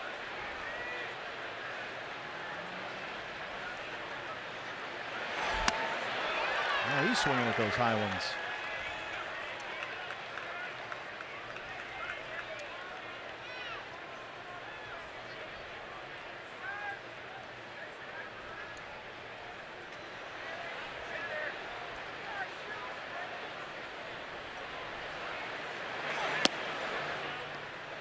Missed with a backdoor there, and it's 1-1. Just thinking, when you get 2 aces thrown the way these two guys are tonight, sometimes a 2-0 count is a rally. You know, it feels like it. Yeah. Somebody could get ahead 2-0. Haven't seen much of that. Instead, it's like this, 1-2.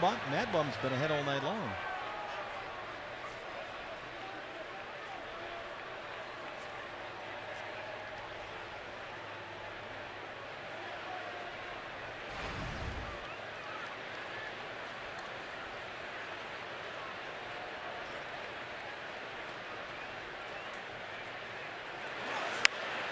Reaches down, and he's got a base hit. The second hit for the Diamondbacks is a Greinke one-out single in the 6th.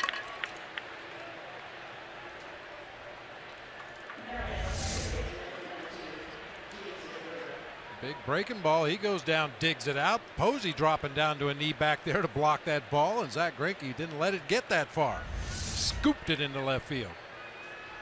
Well, the rally is on.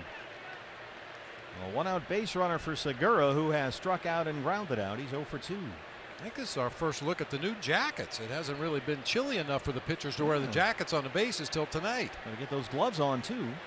I think he just holds them to make sure he doesn't drag his hands on a slide. Segura slaps that one foul. 0-1. Yeah, that's a trick so guys don't extend their fingers, right? Well, yeah, you just, especially for a pitcher, you don't want your hands on the ground at all. And that way, that way you're conscious of having those batting gloves in your hand. Don't put my hands down when I slide. Should get him some of those oven mitts we see some guys wear. Brandon Belt going to play in front of Greinke, but close to the bag. Just inside there, 1-1. Segura has 4 hits in the series, all singles. He has hit safely in 6 of the 7 games in which he's played on this road trip.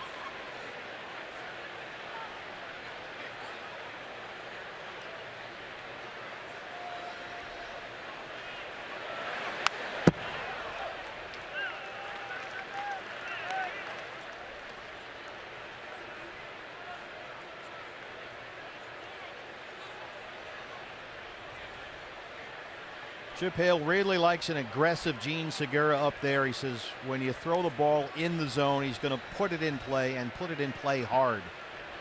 And in this big yard, that means a lot. So there's a little fear into the pitcher's mind, Chip thinks, because Segura is a high energy guy. He can put a jolt into one when he takes that big cutout.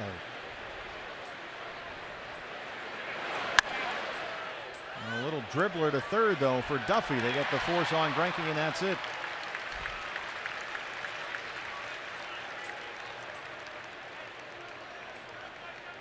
Not quite the jolt they were hoping for. 2 down.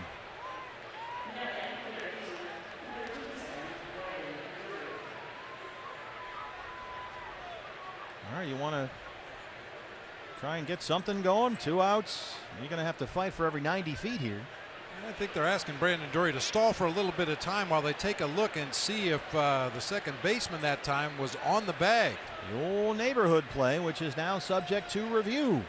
You have to make sure that you touch that base, which is breaking some habits for a lot of middle infielders, but it looks like they'll call off the dogs here. And now Drury steps in. Brandon has walked and struck out.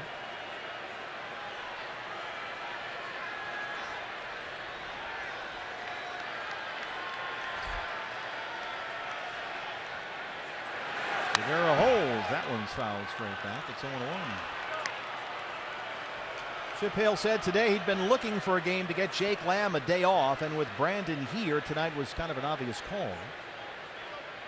He's got to get some guy some off days, and Jake played against Padres lefty Robbie Erlin Sunday in San Diego, and David Peralta sat. So tonight against Mad Bum, Peralta's in there, and it's Lamb who sits as he alternates his off days for his left-hand bats.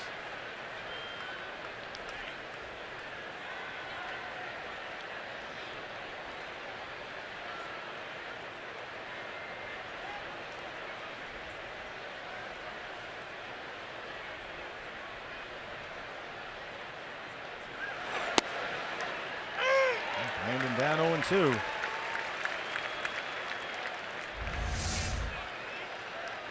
Faced a high fastball earlier in the sequence. Once again, borderline, might have caught a bit of the bottom of the strike zone there. 7th 0-2 count in the ball game for Madison Bumgarner.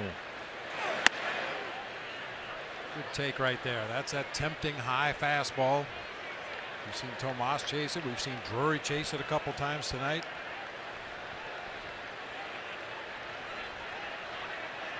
They get something in the gap here somehow, and Segura can fly home.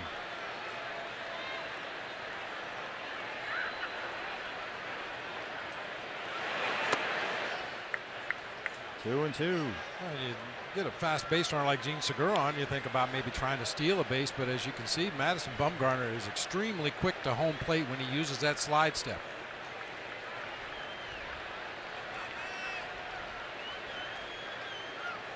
Which is not surprising. The good pitchers seem to do everything well. They hold runners well, they field their position well, they get bunts down if necessary.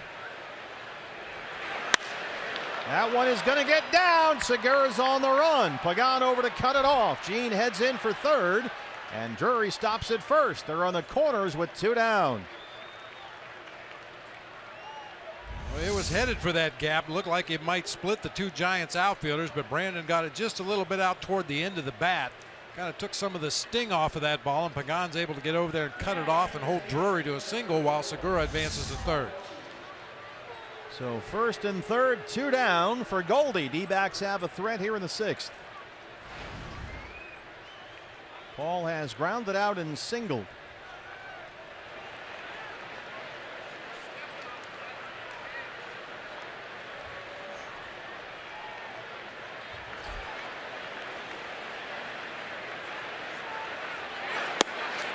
Ball 1. Keep in mind he was 7 for 13 versus Bumgarner last year.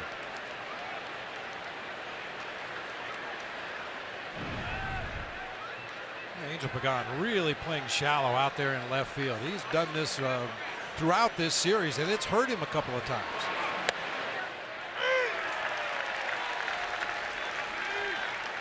How so? Balls that he should have gotten to. He's playing so shallow, he couldn't get to the ball in the gap. I just had to chase it down on the warning track, pick it up, and throw it back in. Another ball was hit over his head in the first game of this series because he's comfortable playing shallow. He plays a very shallow center field. He does the same thing in left. 1-1 on Goldie. In there for a strike, 1-2.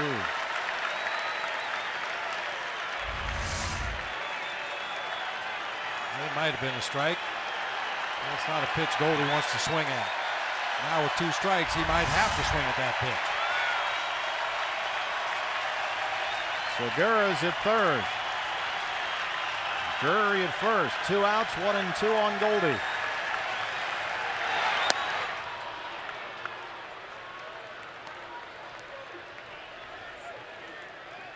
Pitch number 80 coming up for Mad Bum.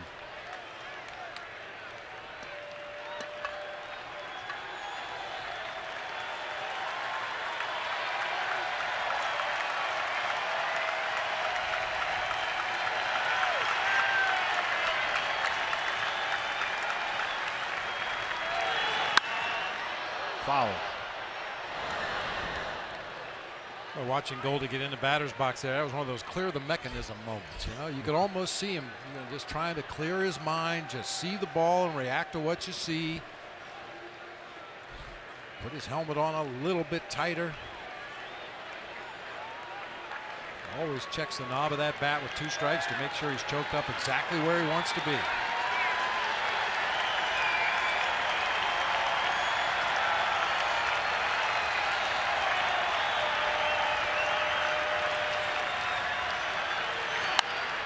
Coming back at you.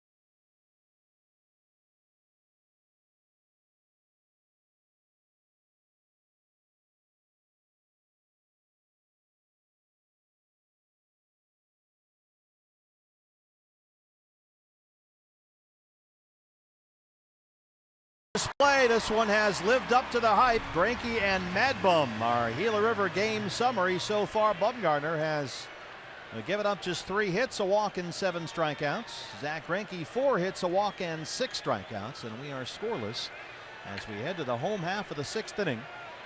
Buster Posey, Brandon Belt, Brandon Crawford, 3, 4, and 5 for the Giants against Greinke, who has set down the last 5 he's faced.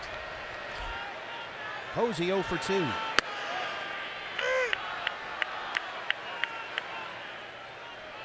Yeah, sometimes when you face good pitchers like Zack Greinke or Madison Bumgarner, it's almost like they're mind readers. Buster Posey chased some pitches in his previous at bat, so he probably told himself, I'm going to be a little more patient. And Zack Greinke throws a fastball right down the middle of the plate, first pitch. He takes it for a called strike. 17 of 21 first pitch strikes tonight for Zack Greinke. He's at 75 pitches, 53 strikes.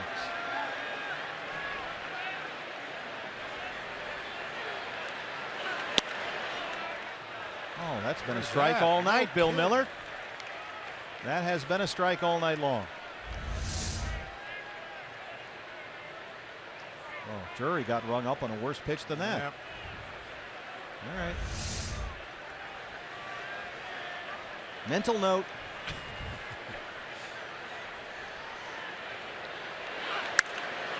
Oh, Tapper back to the mound. Greinke. Goldie. 1 away. I'm running out of pages in my mental notebook. We all are. But that's a whole nother show. Yeah. Brandon Belt is on his birthday tonight. Been up twice and struck out twice. He's 28 years old.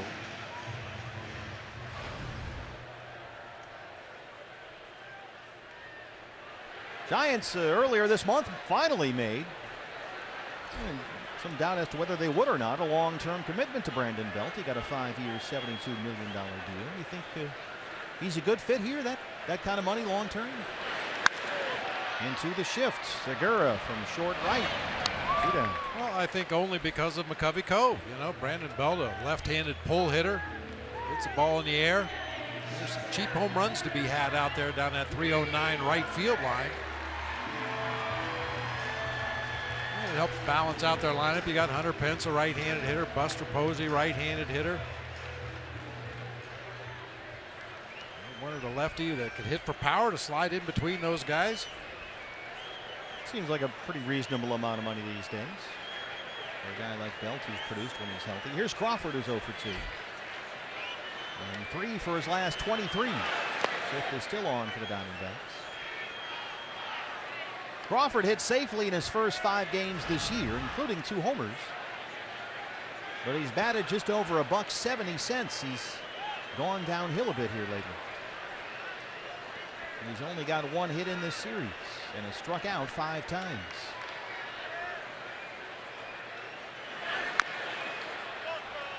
Foul ball, 1-1.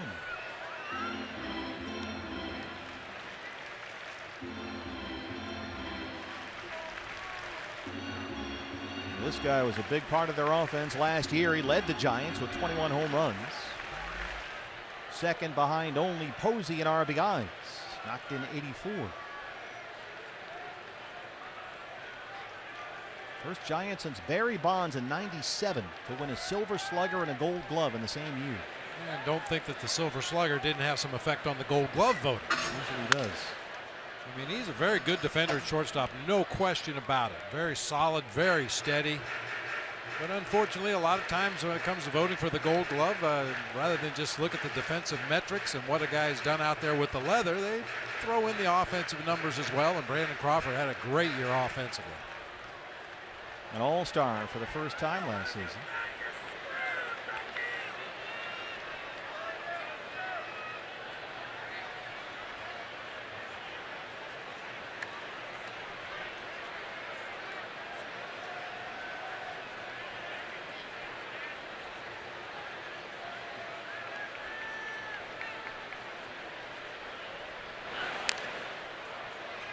Just did get a piece to stay alive.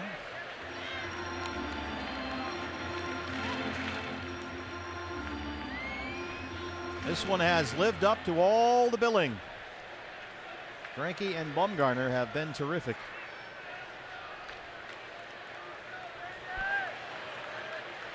There's 4 hits for the Giants, 3 for the Diamondbacks. 2-2.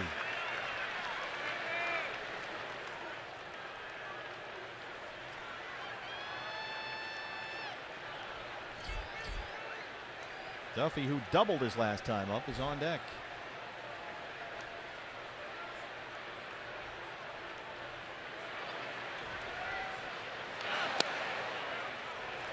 Full count.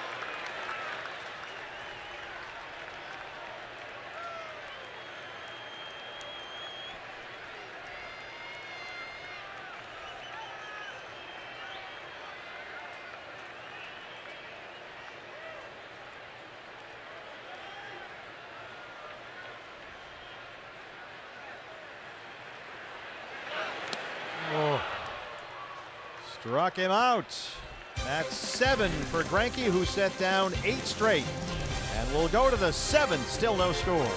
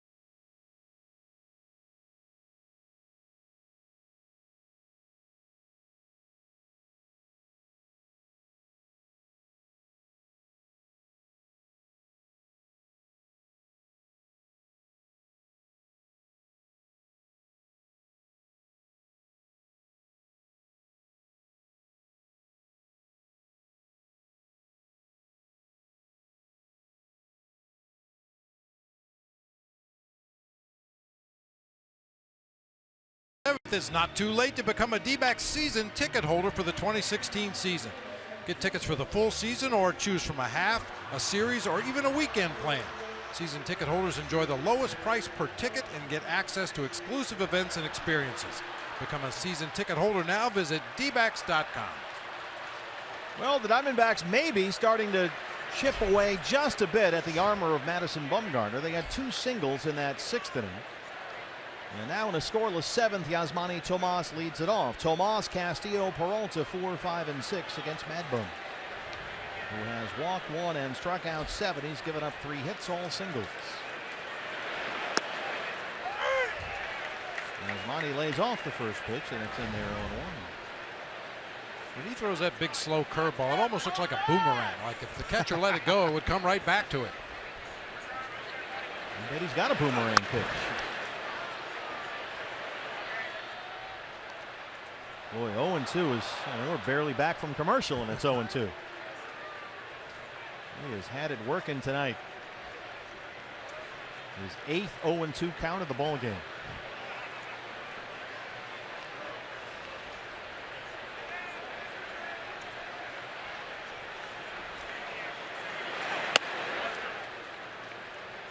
I always love that camera angle right there. Takes you back to the old, the great Joe Garagiola, Tony Kubek doing baseball. They'd always have that angle from behind home plate. World Series time, something. That's the hitter's background that you're looking up into. They're different in every ballpark. Yep. One of the reasons I'm told that Chase Field is such a great hitter's park, a great hitter's background. Yeah, that big dark monster out there in center field underneath the scoreboard gives hitters a really good look. Going right back to that high fastball after the 0-2 count. He's been laying off though last couple of times. He's back even 2-2. You know what would make that an even better shot? What's that? No umpire.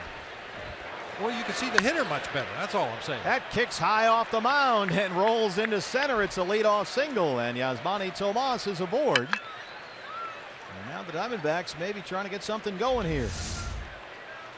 For the first time in the ball game, they get a leadoff man on to start an inning. Yasmani Tomas taking it right back up the middle of the field. Good approach against Mad Bum. So Yasmani has now hit safely in 6 straight. Castillo 0 for 2. How do you want to play this? Just straight up? Yeah, I let think her, so. let her rip? Yeah, I don't know if Wellington Castillo has bunted enough in his career to be trusted to get a sac bunt down.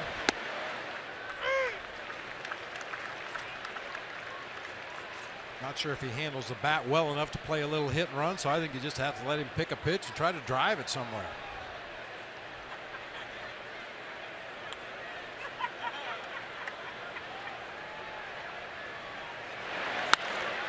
Drives that one down the right field line, but foul, and it's another 0-2 count for Bumgarner, who has now thrown 90 pitches, 61 strikes.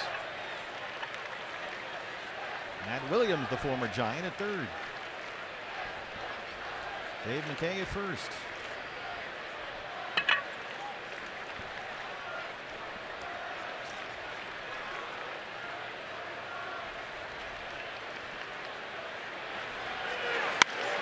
This is driven deep left center field, way back, and that ball is gone. A home run. Beef Wellington on the menu in San Francisco, and it's 2-0 Diamondbacks.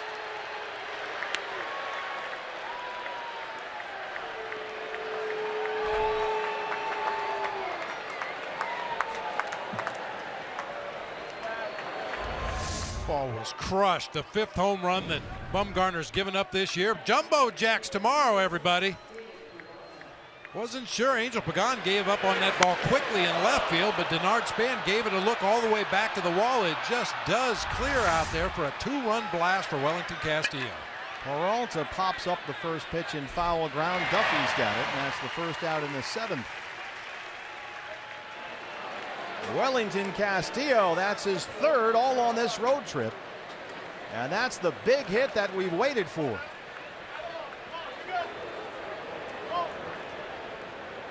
I mentioned earlier it'll be a mistake probably with these 2 aces pitching the way they were, and that was an 0-2 fastball, caught way too much plate. Nick Ahmed has twice grounded out. He's 0 for 2.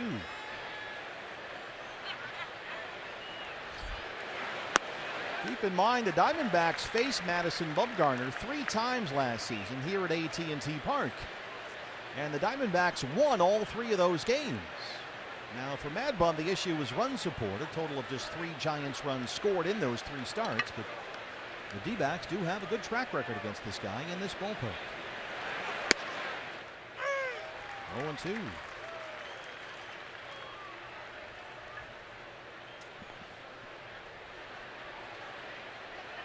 Atta baby. A power stroke that we saw all spring long start to come back for Welly. He gets to celebrate for about 45 seconds and then get the gear back on. Yep. Ahmed strikes out. That's 8 for Bumgarner. 2 down. Chris Owings 0 for 2.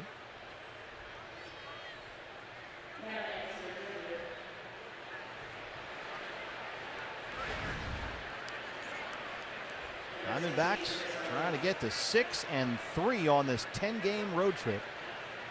With 1 more to go tomorrow afternoon, they'll face Johnny Cueto, who has been sensational this year. Owings lifts that in the air. Deep right field, Blanco's under it. And we stretch in San Francisco, but Tomas leads it off with a single. And Wellington Castillo, a big helping heap of beef mode, has made it 2-0 D-backs.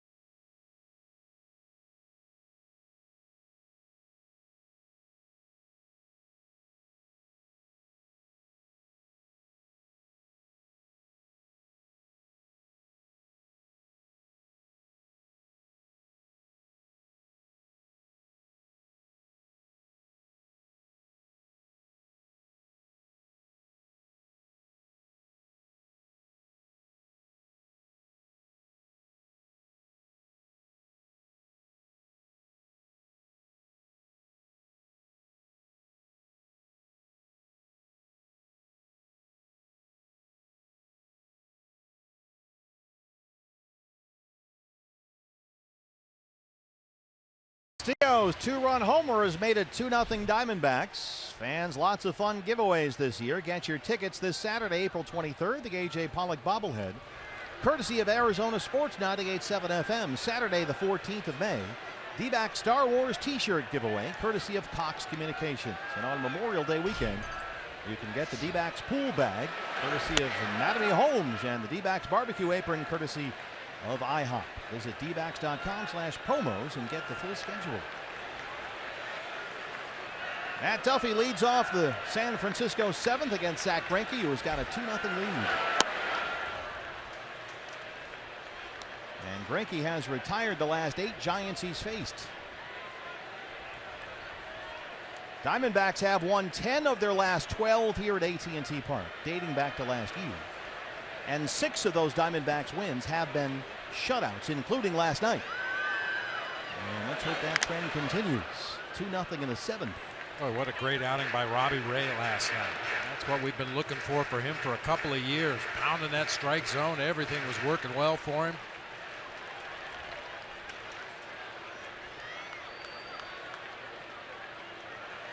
Yeah, that's the Robbie Ray that they've always known was there, and it's starting to round into form.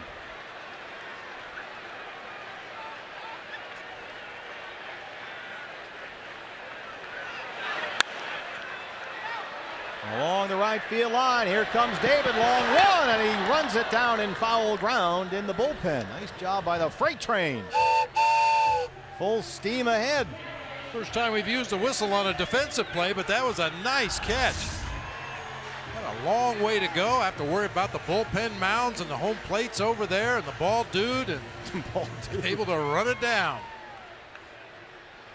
Boy, there's a lot of foot traffic to navigate over there, and he did a tremendous job on a dead run. One away. Here's Blanco, who has singled and grounded out.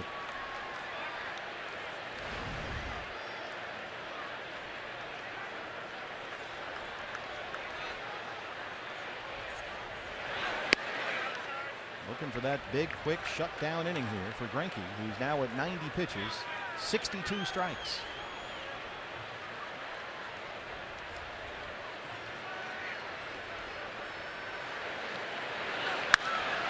This is in the air, and this is trouble deep right center field. Owings won't get there. It's off the wall. Blanco will speed into third.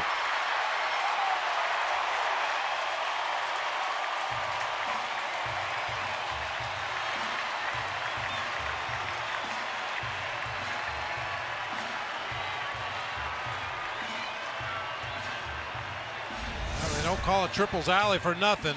Blanco gets a middle of the plate fastball and barrels it up out there toward the gap. CO was playing to the opposite field. Just couldn't quite get there. And they will recall Madison Bumgarner with a runner on base and 1 out, and we'll see Hunter Pence hit for the pitcher. So Mad Bum's night ends here, and here's Pence off the bench.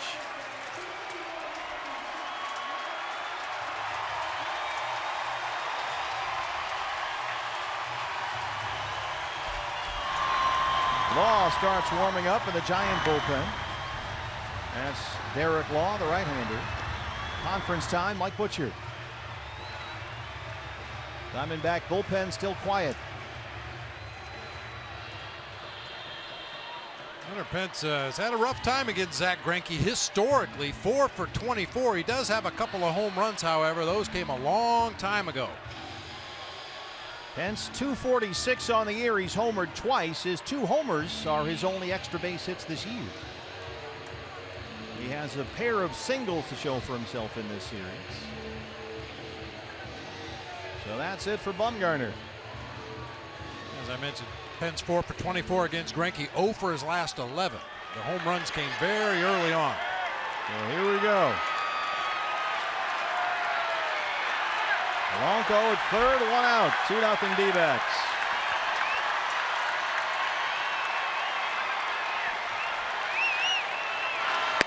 Swing and a miss, 0-1.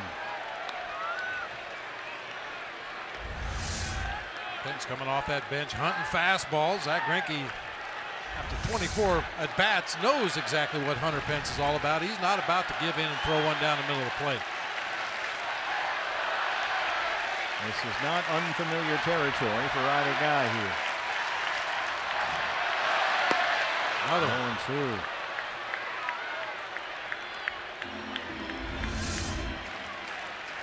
Back-to-back sliders to start the sequence. 2 awkward swings by Hunter Pence. In a hole 0-2 now. Andrew Chafin warming up quickly. We've got Pagan, the switch hitter, on deck, and then 2 lefties after that, Span and Panik.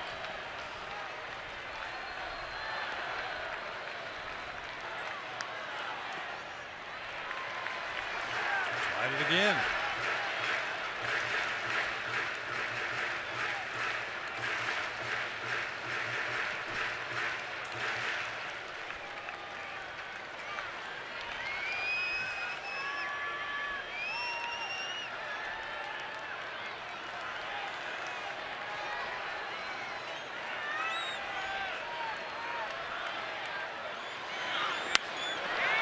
That is a foul ball right to Roberto Kelly, and it stays a ball and 2 strikes on Pence. Hey, with Hunter Pence, there's really nothing mechanically sound about his swing. He just tries to get the barrel on the ball however he can. At times it's not pretty, but boy, has it been effective for him. Got those pants pulled up above his knees like you like. Missed inside, 2-2. Ooh, a little hop off the mound that time. Zach wanted that pitch. Bill Miller not biting back there, the crew chief. Looked like a little cutter that started almost right at Pence and tried to work its way back to that inside corner.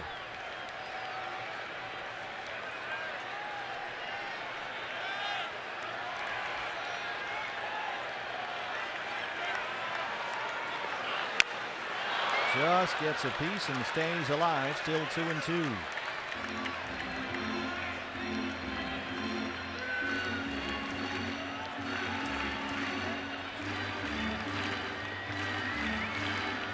Infield is back, they'll concede the run.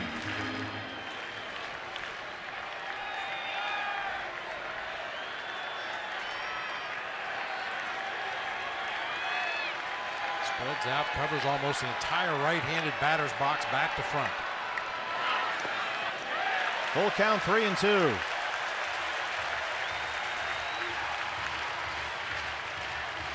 Eighth pitch of the at-bat coming up. It'll be number 99 on the night. Blanco at third after a 1-out triple. Pagan on deck. Chafin still warming up in the Diamondback bullpen.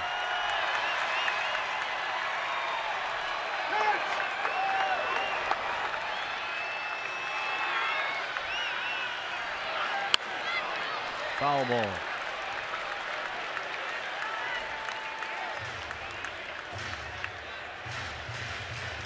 I mentioned it earlier with Goldie in the batter's box. You could almost hear the gears grinding. And Zach Greinke, same thing, walks off the back of the mound. I'm sure he's visualizing the next pitch he wants to throw, maybe thinking about past at-bats against Hunter Pence. How did I get him out in this situation before? Well, comes up with a game plan quickly. Here comes the 3-2.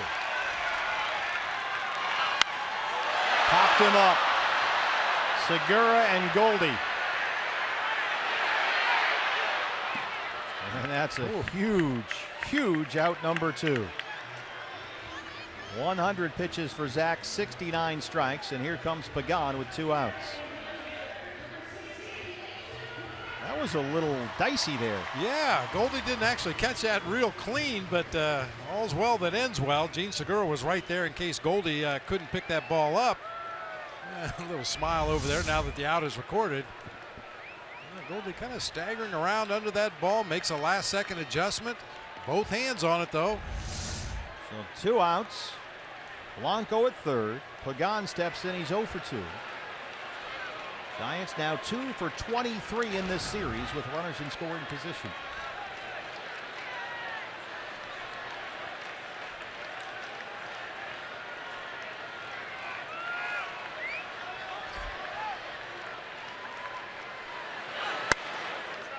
Ball 1.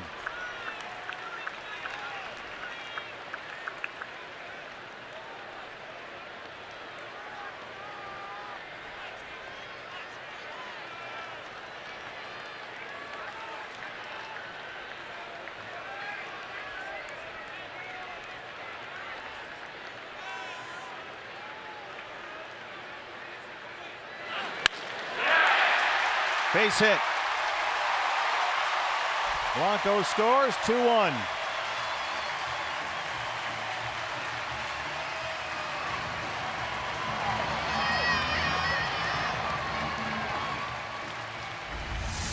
Just pokes that ball into left field. Pitch working off the outside corner of the plate. Well, Andrew Chafin has been warming up in the bullpen. You've got lefties Span and Panik due up. And it looks like Chip Hale will stick with Zack Greinke here. Yeah, Zack Greinke's spot is due to lead off the top half of the 8th inning, so I'm sure he'd like to get him one more out, get out of this inning, and then pinch hit for him if he so chooses in the top of the 8th. Span singled in the first. He's 1 for 3. And Pagan, keep in mind, after another knee operation this winter, is running much more efficiently than he has the last couple of years. Yeah, 2 out of 3 this season in stolen bases.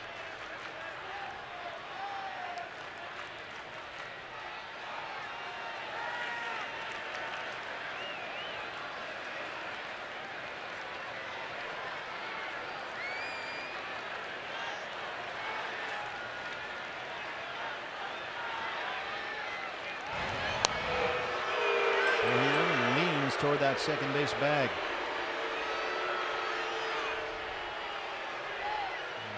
Chip's going to go for the lefty now. They called a couple of pickoff throws over to first just to give Chafin enough time to throw a few more warm-up pitches. Zack Greinke pitched a beauty, but the bullpen will try and finish this one off. We're in the 7th in San Francisco. It's 2-1 Diamondbacks.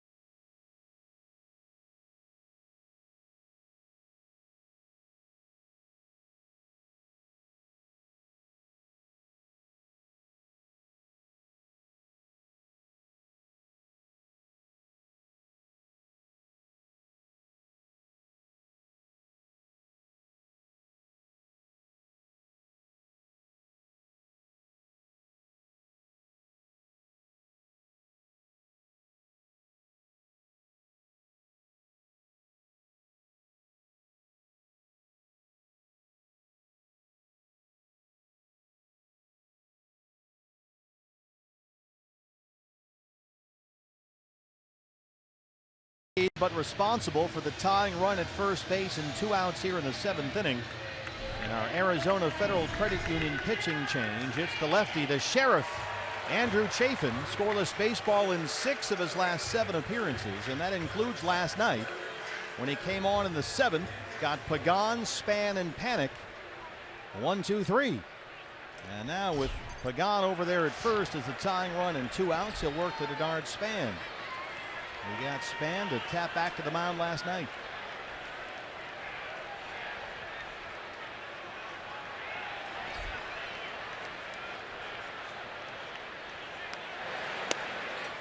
Strike one. His pitching change serves a couple of purposes. Number one, you get a lefty on a lefty here at the plate, but also you got a left-handed pitcher on the mound with a base stealer on at first base. A little tougher to get a big jump when that left-handed pitcher's looking right at you over there.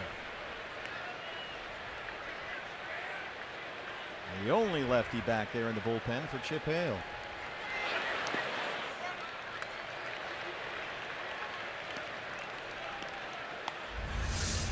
Good block by Welly this time. Anytime you can save 90 feet in a close ball game like this, that's a big play.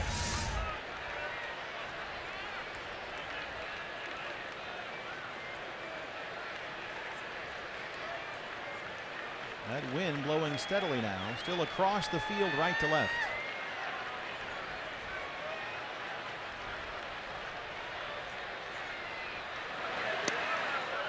One and two.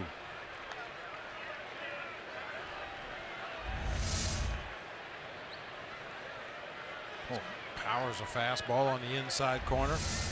Down and in, great location. Well, Pagan is going to run. You figure it would be on this pitch. If he happens to get thrown out, you'd have Denard Span leading off in the 8th inning for the Giants.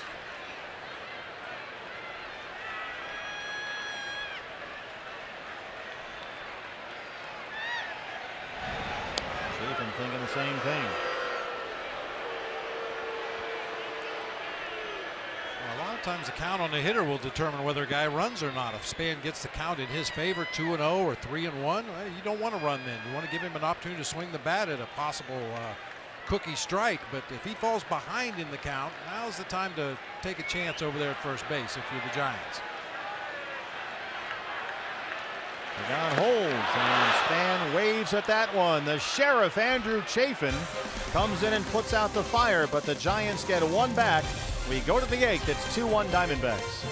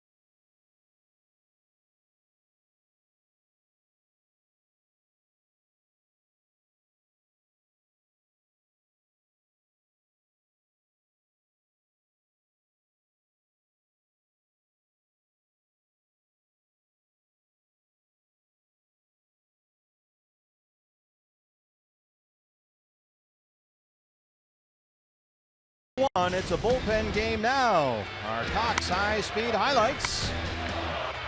Wellington Castillo in the 7th, a 2-run homer off Mad Bum of the Diamondbacks in this pitcher's duel. Strike first, but the Giants answer home half of the 7th. Blanco the triple, Pagan the single, and that has been all the scoring here at BB. It's a 2-1 ball game.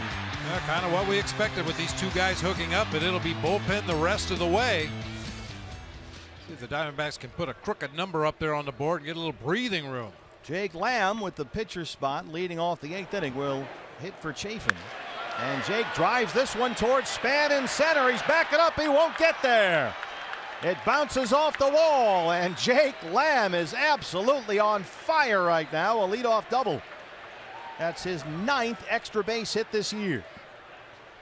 Well, it's like the entire bat is barrel. Everything he's hitting is right on the button. This ball is just scalded straight over the head of Denard Span in center field for a leadoff double.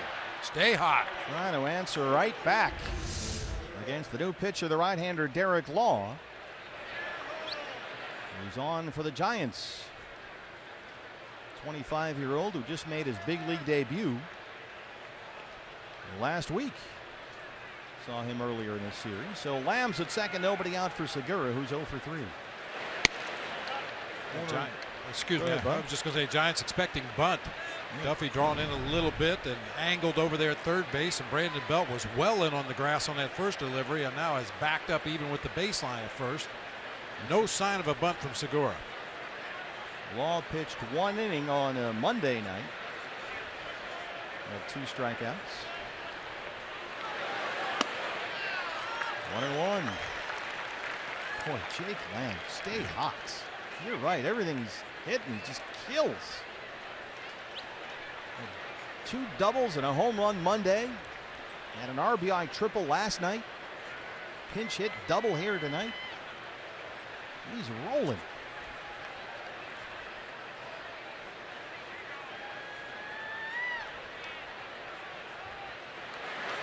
Squares to bunt. Drops it right in front of home plate. It just died there. And Lamb is out at third. That thing just sunk in that sand like a sandwich.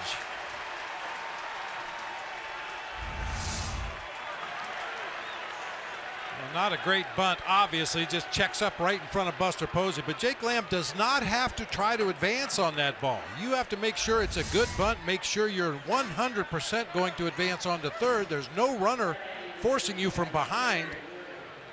Probably should have read that bunt a little better and stayed at second base. So now Segura at first with 1 out for Brandon Drury, who has walked and singled. Brandon, all things considered, had a good night against Madison Bumgarner. Walk, struck out, and singled.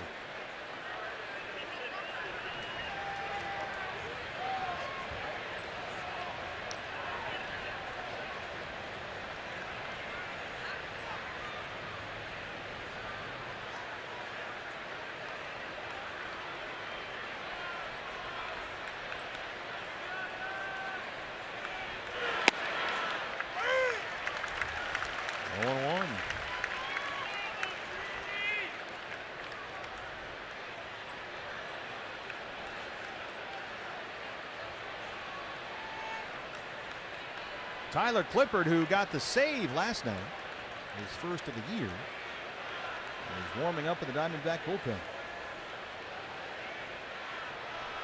Giants bullpen quiet right now.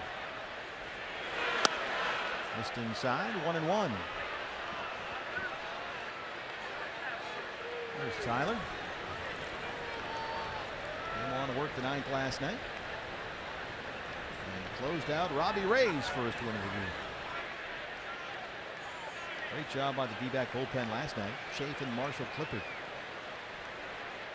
After Robbie Ray worked 6 scoreless innings, 5 hits, 8 strikeouts. And Zach Greinke came up big again tonight.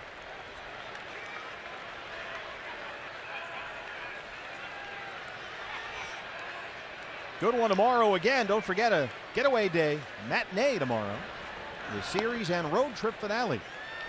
12:45 first pitch here from San Francisco. Shelby Miller for the D-backs and Johnny Cueto for the Giants. He's 3-0. You see Tyler Clippard continuing to warm up in front of a bunch of associate pitching coaches, I'm sure, helping him out. It's a big staff here.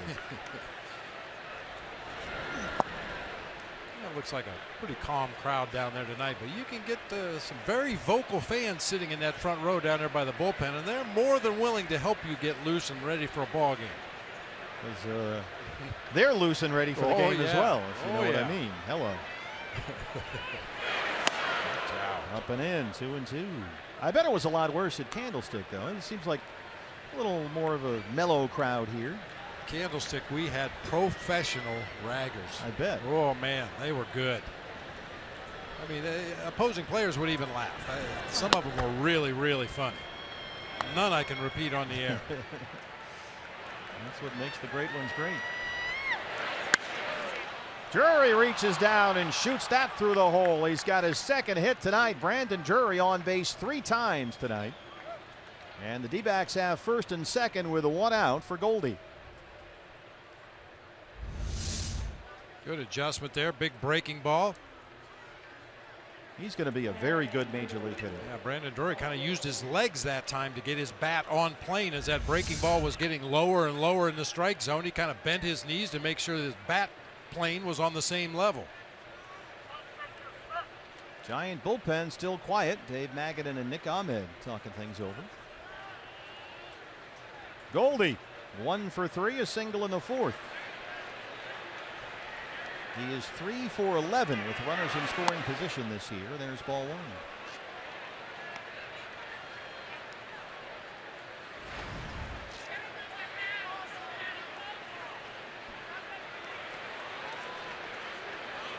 Make something in the gap and break this thing open.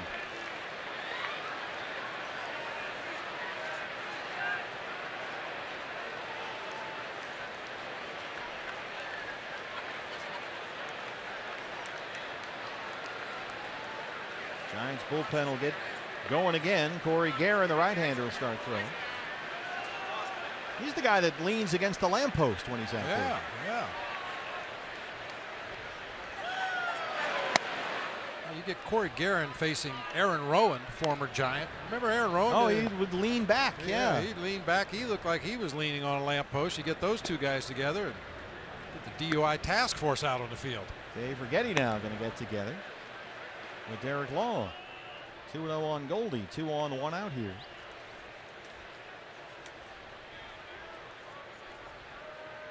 Boy, it's amazing the way the narrative of this Diamondback season, Bob, has changed on this road trip. Things are really rolling here, and if they can hang on and win this one, they'll be 6-3 on this 10-game trip with one more to go. And if you think about the way the season started, the disappointment, the A.J. Pollock injury, which just devastated everybody, and then the rough homestand to start, things are really turning around here. Well, especially with the guy on the bump tonight. You know, the first start of the year, we mentioned Zack Greinke had the one bad inning. Just couldn't locate the ball, and everything he threw was getting hit hard by those Rockies. But this is more what you expect from Zack Greinke tonight. Delivered big time up against Madvin. Greinke tonight, 6 2/3. He gave up just 1 run on 6 hits, a walk and 7 strikeouts. And he's in line for the win here.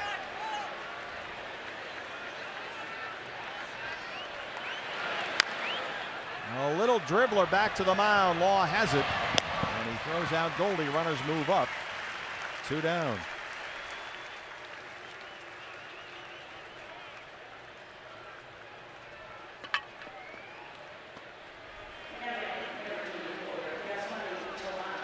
So second and third now, 2 outs for Yasmani Tomas.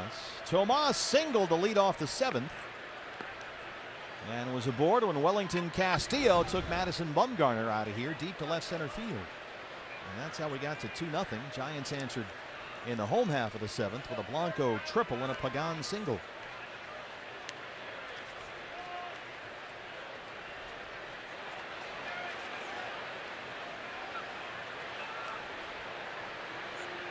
Tomas has hit safely in the last 6 games on this road trip.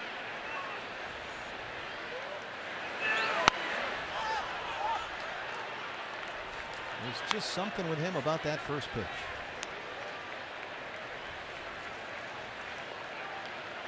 Chip Hale was telling us today, Bob, they tell Tomas all the time, and you can explain this to me.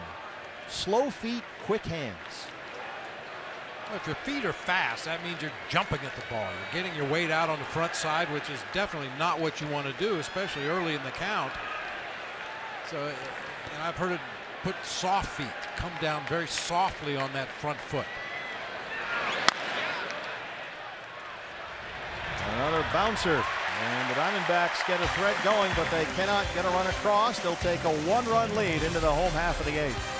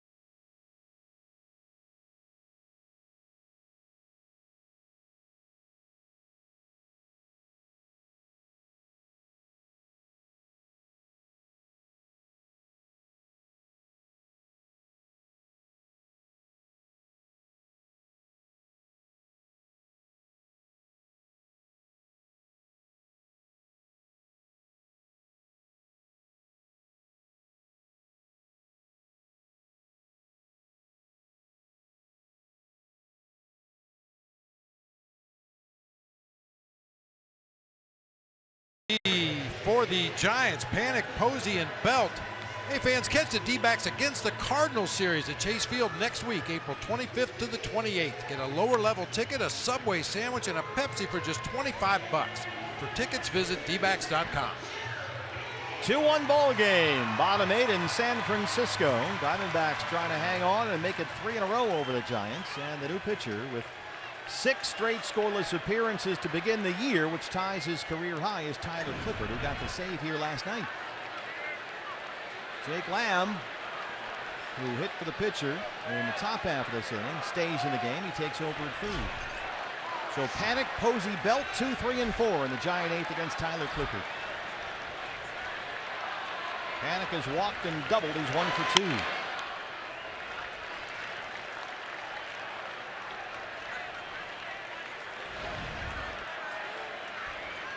Tyler walked the first batter he faced in the 9th inning last night. It was Matt Duffy.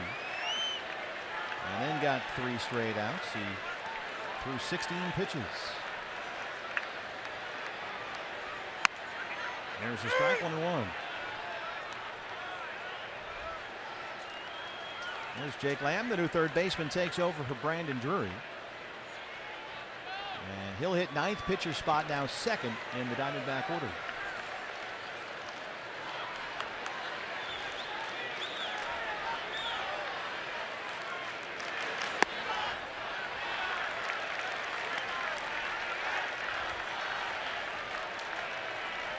Tyler Clippard begins tonight with 495 career appearances, so he's closing in on 500 games.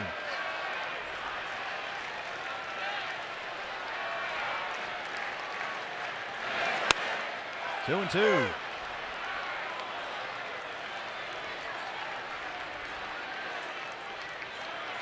D-backs pitchers have done a good job against the heart of this Giant order. The last 2 nights, Panic, Posey, Belt, a combined 3 for 16.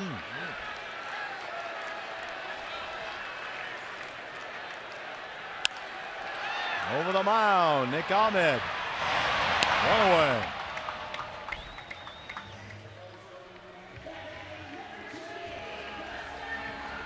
Here's Posey. Buster tonight, 0 for 3. 3 hits in the series, all singles.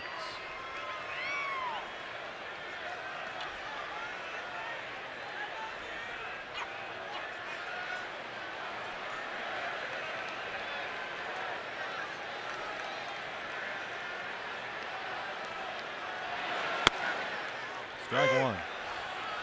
93 from Clippard.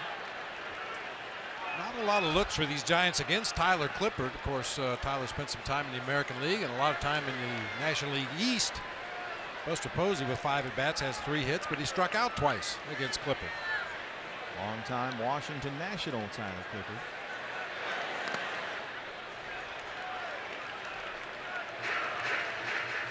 He started his career with the Yankees when he was the Yankee Clippard.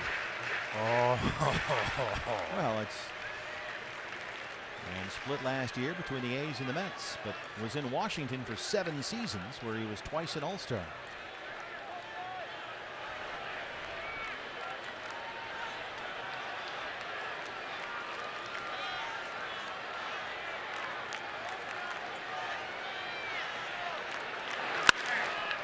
Nick Ahmed, one more time. Tyler Clippard is a fly ball pitcher, but so far 2 ground ball outs in the 8th. On 8 pitches, and here's Brandon Belt.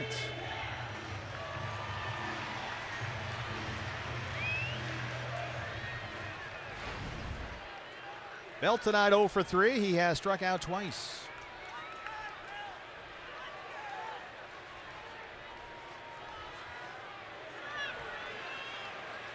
Josh Osich, the left-hander, will start warming up for the Giants in their bullpen. Castillo, Peralta, Ahmed, 5, 6, and 7 due up in the Diamondback 9th.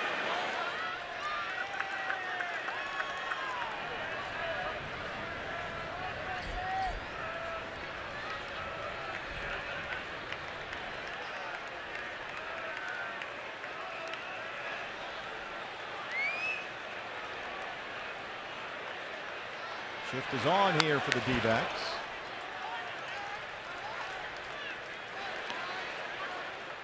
Shifted to pull on the infield and to go the opposite way in the outfield.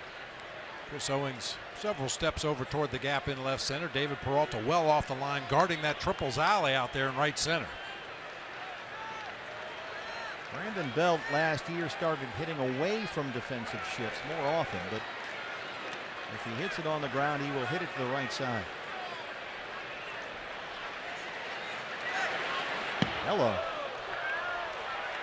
Well, he never saw that one. That's the one you just duck your head and yell heads up. He overthrew a curveball earlier in the sequence. I think that was a curveball again. He just tried to throw it too hard, snap it off too hard to get a lot of break on it. Lost the grip. Earlier in the game, Bill Miller might have called that a strike. See, that's not good. That one is a strike, and it's 2-2. Probably true, but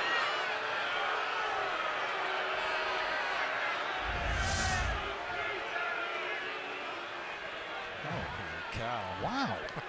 All right.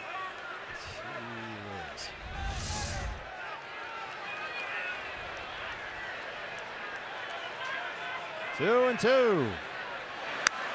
Oof.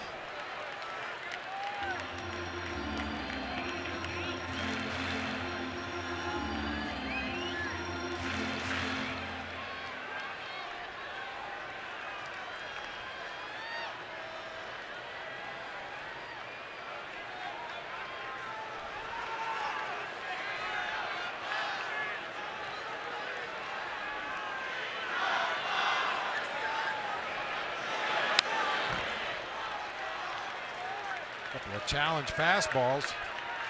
Setting up that changeup, yeah, maybe? Very near he blew it by. You know, right now Brandon Belt might be thinking, boy, that's a fastball I should have hit. I have to be a little bit quicker. That's when you're susceptible to that changeup. And that is the money pitch for Tyler Clippard. He's got a great one. Seventh pitch of the at-bat right here. 2 balls, 2 strikes, 2 outs.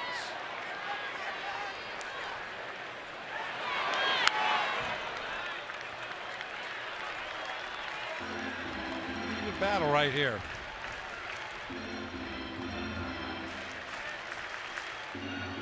Looked like Wellington Castillo called for a curveball first, and Clippard shook it off. I mentioned twice in this inning he's lost the grip on a curveball, and one of them went all the way to the backstop.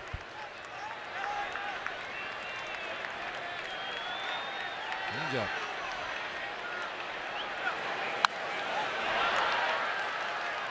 The closer, Santiago Casilla, has started warming up at the Giant bullpen as well now.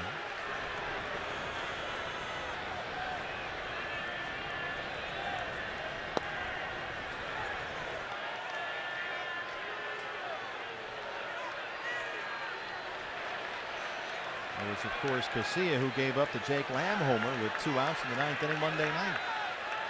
One more time on 2-2 to Brandon Belt. Got him. Tyler Clippard, 1-2-3. Panic. Posey. Belt. We go to the 9th. It's 2-1.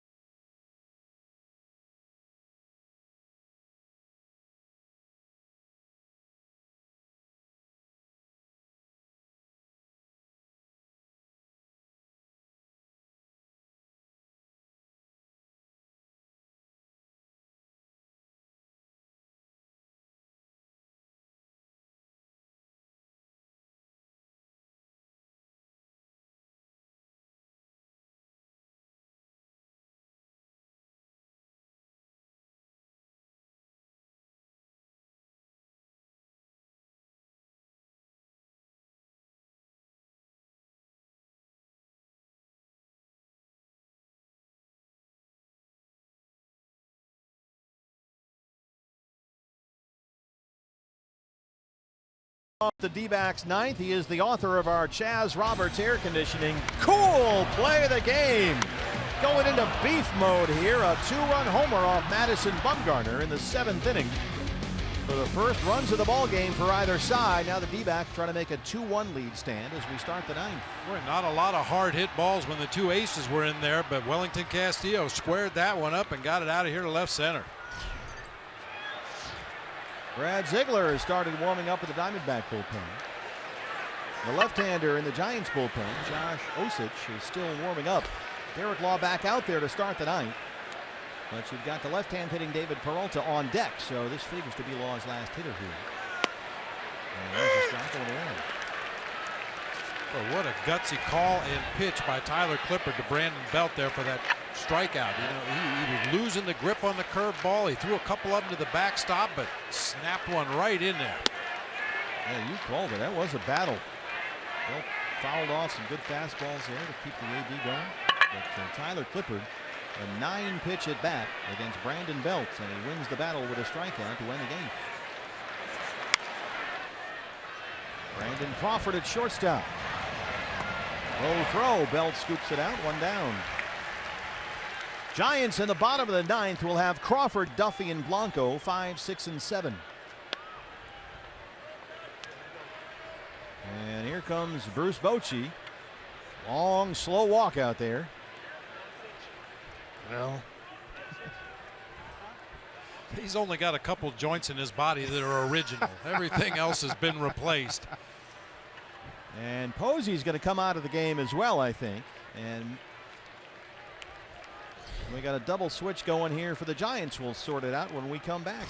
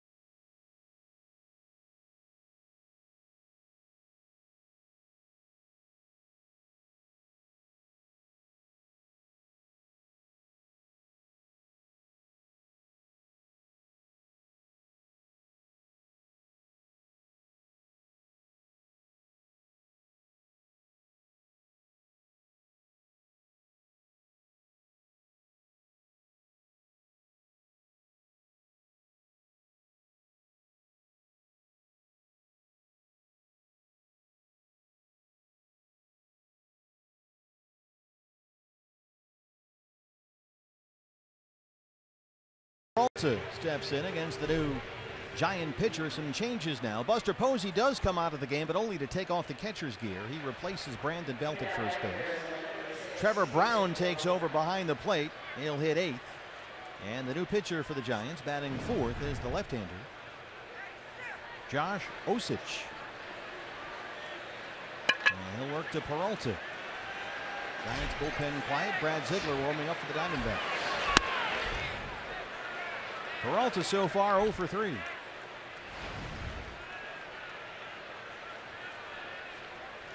David with 3 hits in the series. He tripled Monday night.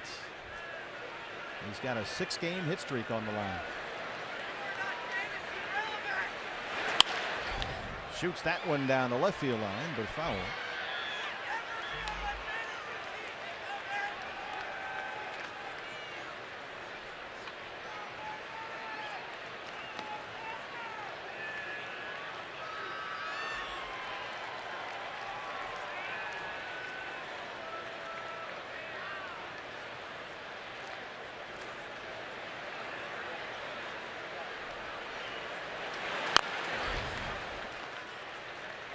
98 just does get a piece, and it's a ball and 2 strikes.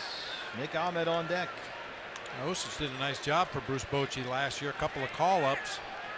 Went 2-0 in 35 ball games with a 2.20 ERA. Struck out nearly a batter per inning. He is the guy they are looking toward to be their replacement, Jeremy Affeldt. Affeldt, a longtime lefty here, retired.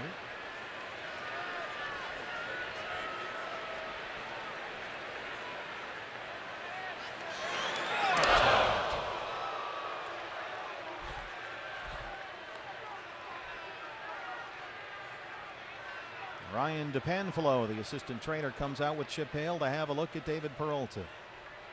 Appeared to catch him on the right arm. I hope it caught him on the right arm. It sounded from up here like muscle and not bone, if that's worth anything.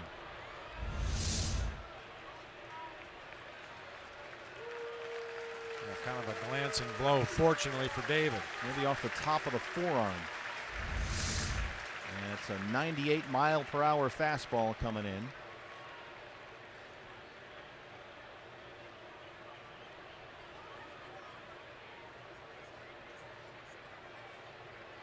Number of tests that a trainer will do just to make sure there's nothing broken in there. Try to specifically pinpoint exactly where the damage was done.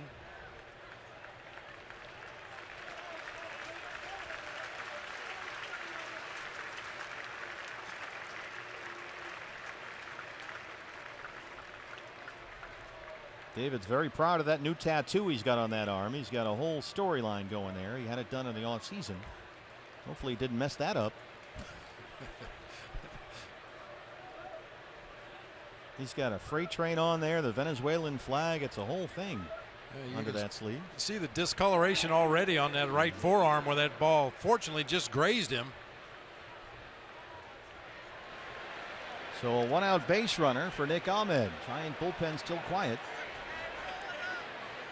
Yeah, that's starting to swell up. Got a day game tomorrow, too. That's not going to feel good. Nick tonight 0 for 3. Double play ball here. Crawford, Paddock, Tozer. So here we go. Bottom 9. 1-run lead for Brad Ziegler. CenturyLink, your link to what's next. The Diamondback closer is coming in.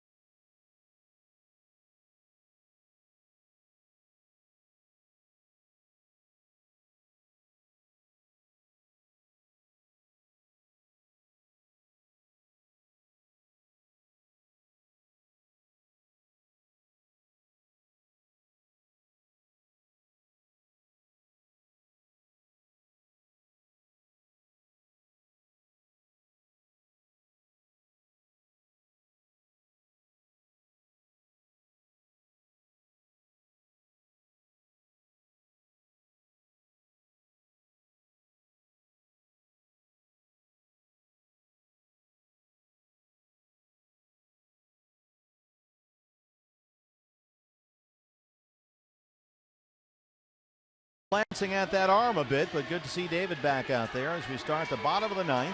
Diamondbacks trying to make it 3 in a row here and hold on to a 2-1 lead. Here is the closer, Brad Ziegler. Already 3 saves on this road trip and holding a D-backs record string of 31 consecutive saves. It worked to Brandon Crawford, Matt Duffy, and Gregor Blanco 5, 6, and 7 in the San Francisco 9th. Crawford tonight 0 for 3. He has struck out twice.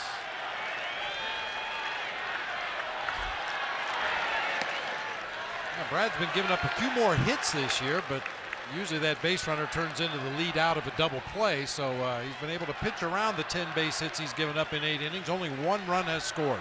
Got the save here Monday night.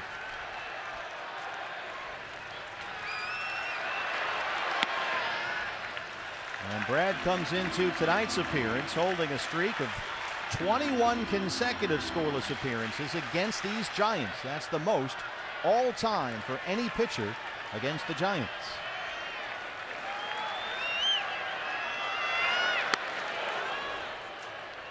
Crawford 3 for 8 career against Brad Ziegler.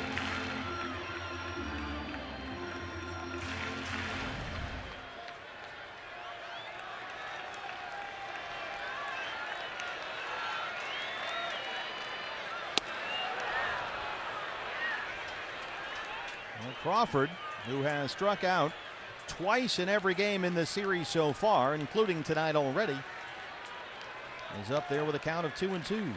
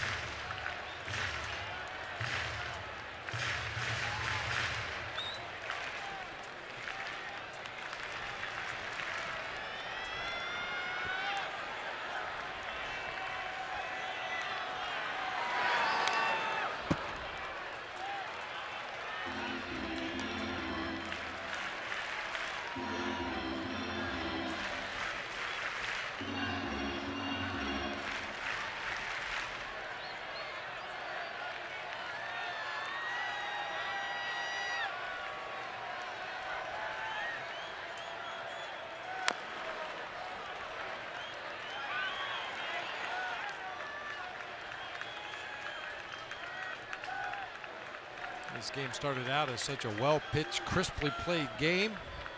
Seagulls aren't even here yet. We're ahead of schedule. Just a few starting to circle around beyond the right field wall.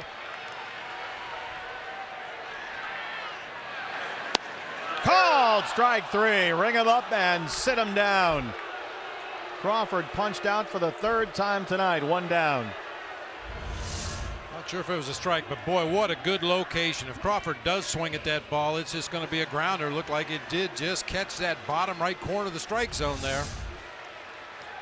Matt Duffy. Duffy doubled in the 4th inning. He's 1 for 3.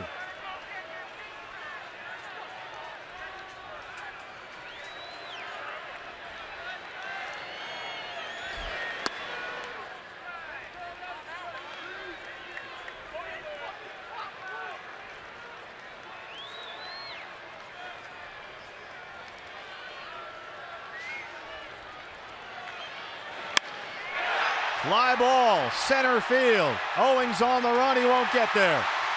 He'll play it off the wall, and Duffy will stop at second, a 1-out double.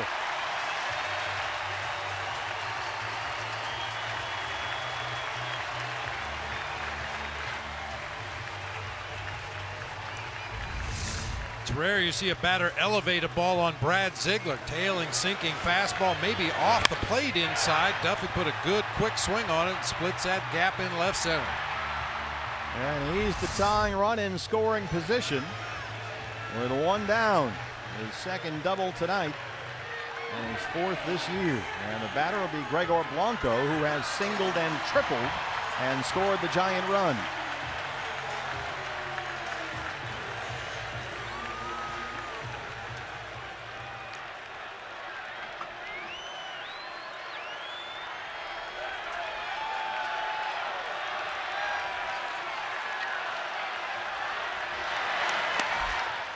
There's the strike, 0-1. Brad Ziegler has worked a lot on this road trip. He pitched Friday and Saturday at San Diego, and then again Monday here in San Francisco.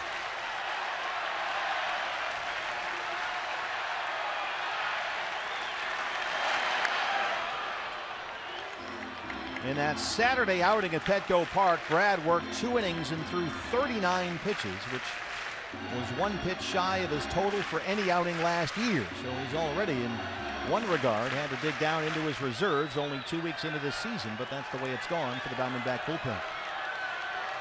Ahead of Blanco, 0-2.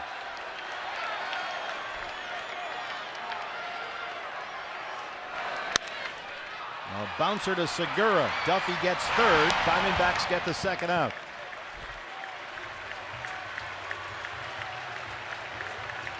And the batter will be Trevor Brown.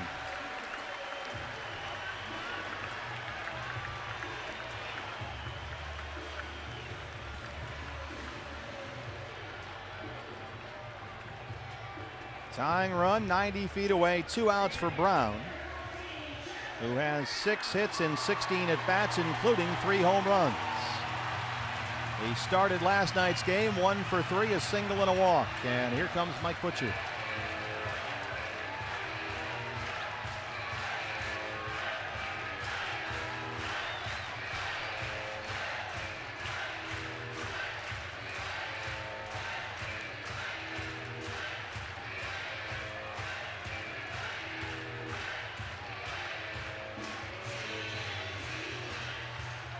Hopefully Mike Butcher reinforced what Wellington Castillo and Brad Ziegler had come up with. They had a meeting on the mound. Wellington went back behind home plate, and then Mike Butcher came out.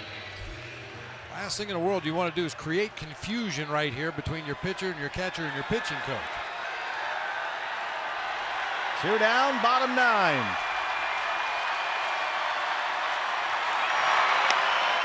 Strike, 0-1.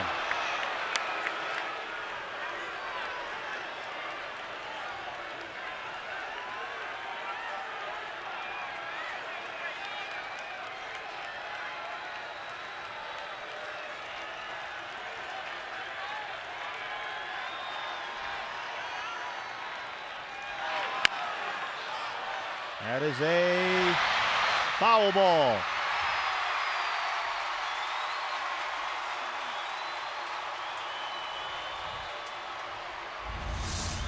Bill Miller watched the plate umpire here. It's his call until the ball gets to the third base bag. And right there is where he signals. Clearly foul. Yeah, this could be an entire arsenal for Brad Ziegler at bat. Started him with the sinker down low, came back with the changeup, got the little rollover grounder in foul territory. Might finish him off here with that frisbee slider away. Whatever it takes.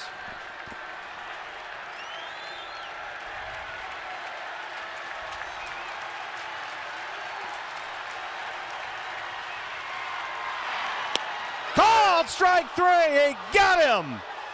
And Brad Ziegler shuts the door. The Diamondbacks have won 4 in a row, and they improved to 6-3 on this 10-game road trip with 1 more to go tomorrow afternoon. BB, what a ball game. Outstanding ball game. Diamondbacks were up to the task tonight, facing one of the best lefties in the game, but Zack Greinke was just a little bit better tonight, and another tremendous job by the Diamondbacks bullpen. That's why they went out and got Zack Greinke, and it paid off big time tonight. The veteran closer shuts the door with a tying run 90 feet away, and it's a 2-1 D-backs win, and what a win it is. They've won 4 in a row. They're at 500, 8-8 on the year, and tomorrow afternoon they'll go for a 4-game sweep here in San Francisco. Their 6th win in 9 games on this road trip. Diamondback Live postgame show is next. Reaction from the clubhouse. The D-backs 2 and the Giants 1.